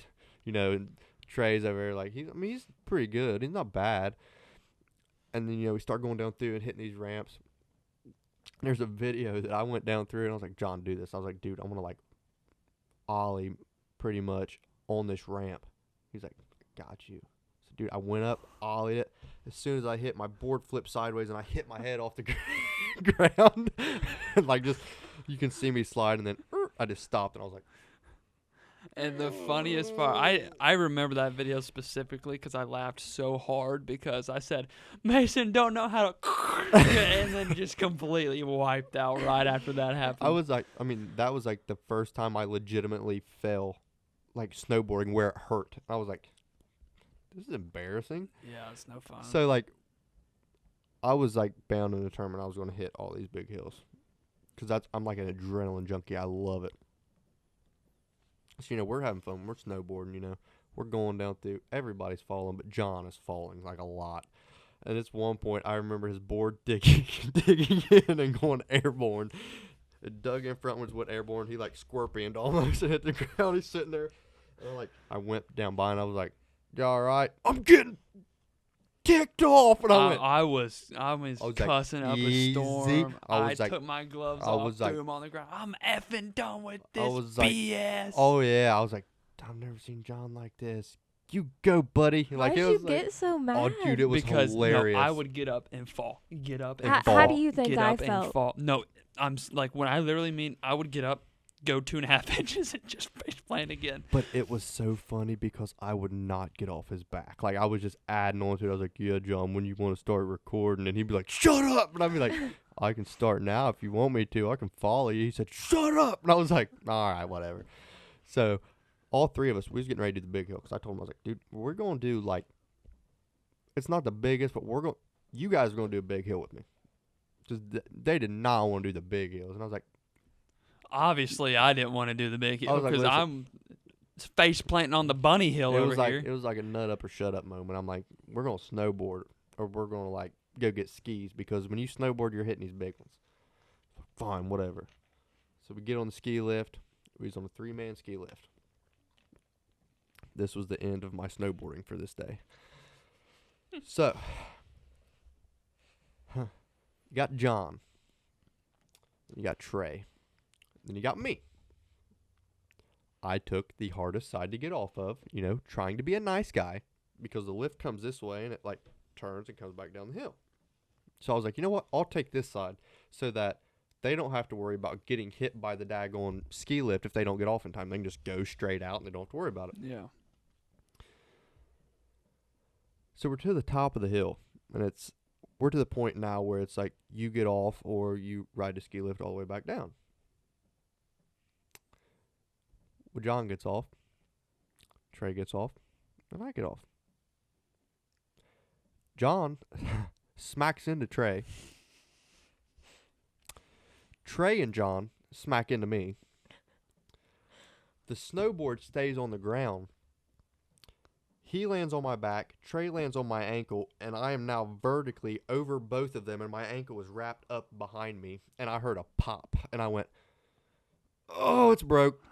John went, dude, how did that happen? I went, John. I was like I said, hysterical because we're just this tangled mess, and everyone's just looking at us, and I'm just like, how did this even happen? and I'm like, John, how did you fall into Trey? And then I got aggravated with Trey. I was like, Trey, you're so much bigger than John. How did you let him push you into me? And now I'm sitting over here kind of getting aggravated. Like, my ankle is snapped right now. Like, I can feel it swelling in my boot. Like, I reached down there and I start cranking that daggone snow boot as tight as I could get it, because I was like, I'm not going to be able to get this boot off. So I was like, I need to sit down for a couple minutes. I need to figure out what I'm going to do here. I was too much a man of pride to be like, you know what, I'm just going to lay on like a ski patrol thing and let him pull me down. I'm not doing that. I'm looking at him, I'm sitting there. And ironically enough, the side that I went to was like the black side, which is like the hardest hill to go down. The other side was more straight. The side that we went to was like the really, really hard side. And my ankle hurt so bad I couldn't push myself over to the other side. So I had two options. Either suck it up and go down the like expert side, or holler for ski patrol. So what would a guy do in that situation? I put my other foot in the boot and I went tightened down it the down, Black Diamond and I was Hill. like, I'm going down. I was like, I'm not going to be the guy that lays on a little gurney and gets pulled down by a dude skiing and going, "Are you okay?" The whole way. No, I'm not doing that. So I was like, you know what? I'm going to keep the pressure off of my right ankle. So my board was set up for what do they call it? They call it standard, and they call it Awkward, and awkward. standard. Yeah. So my board was set up for awkward because like I would snowboard with my right foot forward. I couldn't do that because like when I would go to put weight to turn on my right foot, it just would give out. So I had to flip my body profile around the other way. So I'm going down this hill, and as soon as I take loose, there's a hill and there's like a baby jump. I go down and hit the baby jump, and I hit the ground and land on my right ankle and roll all the way down like 20 feet. Well, I get up and I start going down again, and I landed on my ankle again. And I landed on my ankle about 6 or 7 times going down this daggone hill on the same one. And I was like, when I got to the bottom, there was pretty much tears in my eyes at this point. Like, Yeah. I mean, it was hurting so bad. It took him a long time to get down this hill. Me and Trey had already Yeah. taken our boards off. We're just waiting on Yeah. him. Like, where's Mason at? Yeah, and like all day, I would be the one that was like down there waiting, or we'd be close. And it, like, they were sitting there. They had time to completely take their boots out, take their straps off, hold their boards up, and like sit there and just look. And as I'm coming down the hill, all you see is me going, stopping, rolling, getting up, rolling, getting up, rolling. And finally, I got to a certain point where I was like, screw this. I took them off and I started walking down the daggone hill. I was like, you know what? That's what I did whenever I got hurt. Yeah, it's like I've already killed myself like 12 times at this point. So I was like, John, I'm done. I was like, I'm going out to the car. I got ibuprofen. I said, I'm going to pop about 5 of them suckers. I said, and I'm going to lay back. I said, you guys have fun snowboarding, whatever you want to do. Yeah, at first what he said, it was me and Trey standing there. And I said, what took you so long? He said, I'm going to the car. And he kept walking. I was like, wait, what? What happened? Yeah. And like, I got out to the car. John and Trey both came out there, and I looked at them. I was like, you're going to have to pull this boot off of my ankle. There's no way I'm getting it off. I got the left one off fine, and as soon as I started to pull the right one off, like, I wanted to cry. Like, I mean, it was like, the whole reason I didn't cry was like, I'm a man, and I'm not going to cry in front of guys. You know, it's like, it don't hurt, you know? And when they got the boot off, I'm looking at my ankle, and I was like, this thing's swelling quite a bit. Tomorrow is Monday, and I got work. This is great, you know? So, John takes my board back. Pretty sure he took my boots and everything Yeah, back. we took everything back. I lay down in the car. I'm like, you know what? These guys are going to be really self-conscious. You know, they're going to be like, dude, we're not going to make Mason sit out there forever. You know? 2 hours later, John comes back. I've been sitting in the daggone car with the heater on. People walk by, and I'm just like, passed out in He the was car. legitimately, like, actually napping. Like, it hurt so bad that, honestly, I don't know why you didn't even drive home. I drove home. You did. Yeah. Was it your left or your right? It was my right. Was it It your was my- right? It was my gas pedal foot, dude. Yeah. And I'm like sitting there, and as soon as they come back out, I was like, how was it, John? Dude, it was a blast. I was like, was it? No, what's funny is, They started snowboarding really great after I left. yeah, that's the funny part. For whatever reason, I feel like Mason just hindered my ability to snowboard. And after he got hurt, about 2 or 3 more tries, and then me and Trey had it dialed in, and we were hitting like small jumps and like curving up the hillsides. And we're like, man, this is So great. So the moral of the story is they had to take out LeBron, you know, to be like a halfway decent Steph Curry. Well, I think what it was is we didn't want to make you look bad, so we just let you. So you just broke my ankle. Pretty so much. wouldn't Pretty have to look much. bad. You know, honestly, I think I probably did fracture a part of that ankle. You probably did, because it was big and it was purple. And it hurt a lot. And dude, as soon as he fell on it and I heard the pop, I was like, I'm not looking at it. You know what hurts when you don't say anything. Yeah. I was like, sitting on this hill, and I'm like there was a legitimate moment of contemplation where I was like, do I just have this guy take me down the hill, because it'd probably be a lot safer. Yeah. And then I was like, I will never hear the end of it from John if I let this guy No, take me down the hill. Never. Well, So, I think we have been talking for a long time. yeah, I was waiting on you to start twisting your daggone bottle over there. I think I got. I think we're gonna wrap it up, but I gotta pee. You gotta pee. Ella's gotta poop again. No.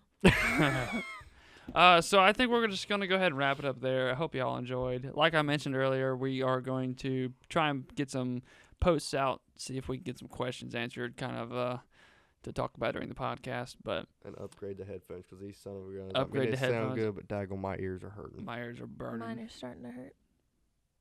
She got And you got the best Yeah, you ones. got the Imagine what good our ones. ears feel like. Ours are just red and on fire right now. But you're wearing the daggone Louis Vuitton, and we got the like little toys that you get at like IGA with a quarter. yeah, seriously. Anyway, we're excited that we finally got this done. And I actually, even though it was a very long one, I felt like it was a whole lot better, a lot more productive, and they kind of got a better outlook on who we are as people. Yep. Even if I did ramble on a lot, I feel like I talked a lot. It's a podcast. I'd say we're probably, if I had to guesstimate, probably around the 2-hour mark. So I think we're going to call it here.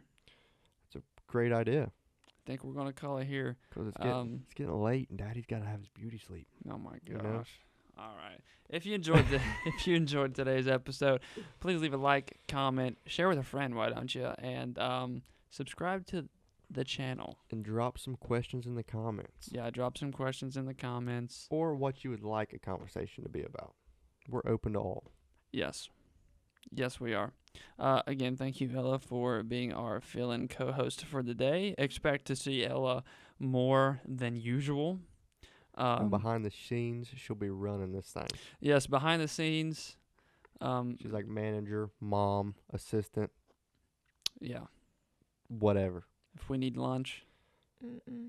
If we, You know. dude, if we need lunch, I'll mean- go get it for us. I mean, we're gonna swell her head up. But she's like, the first one she was over there, man. As soon as we was done, she was like, "We got some stuff to talk Yeah, about." no, she had some notes.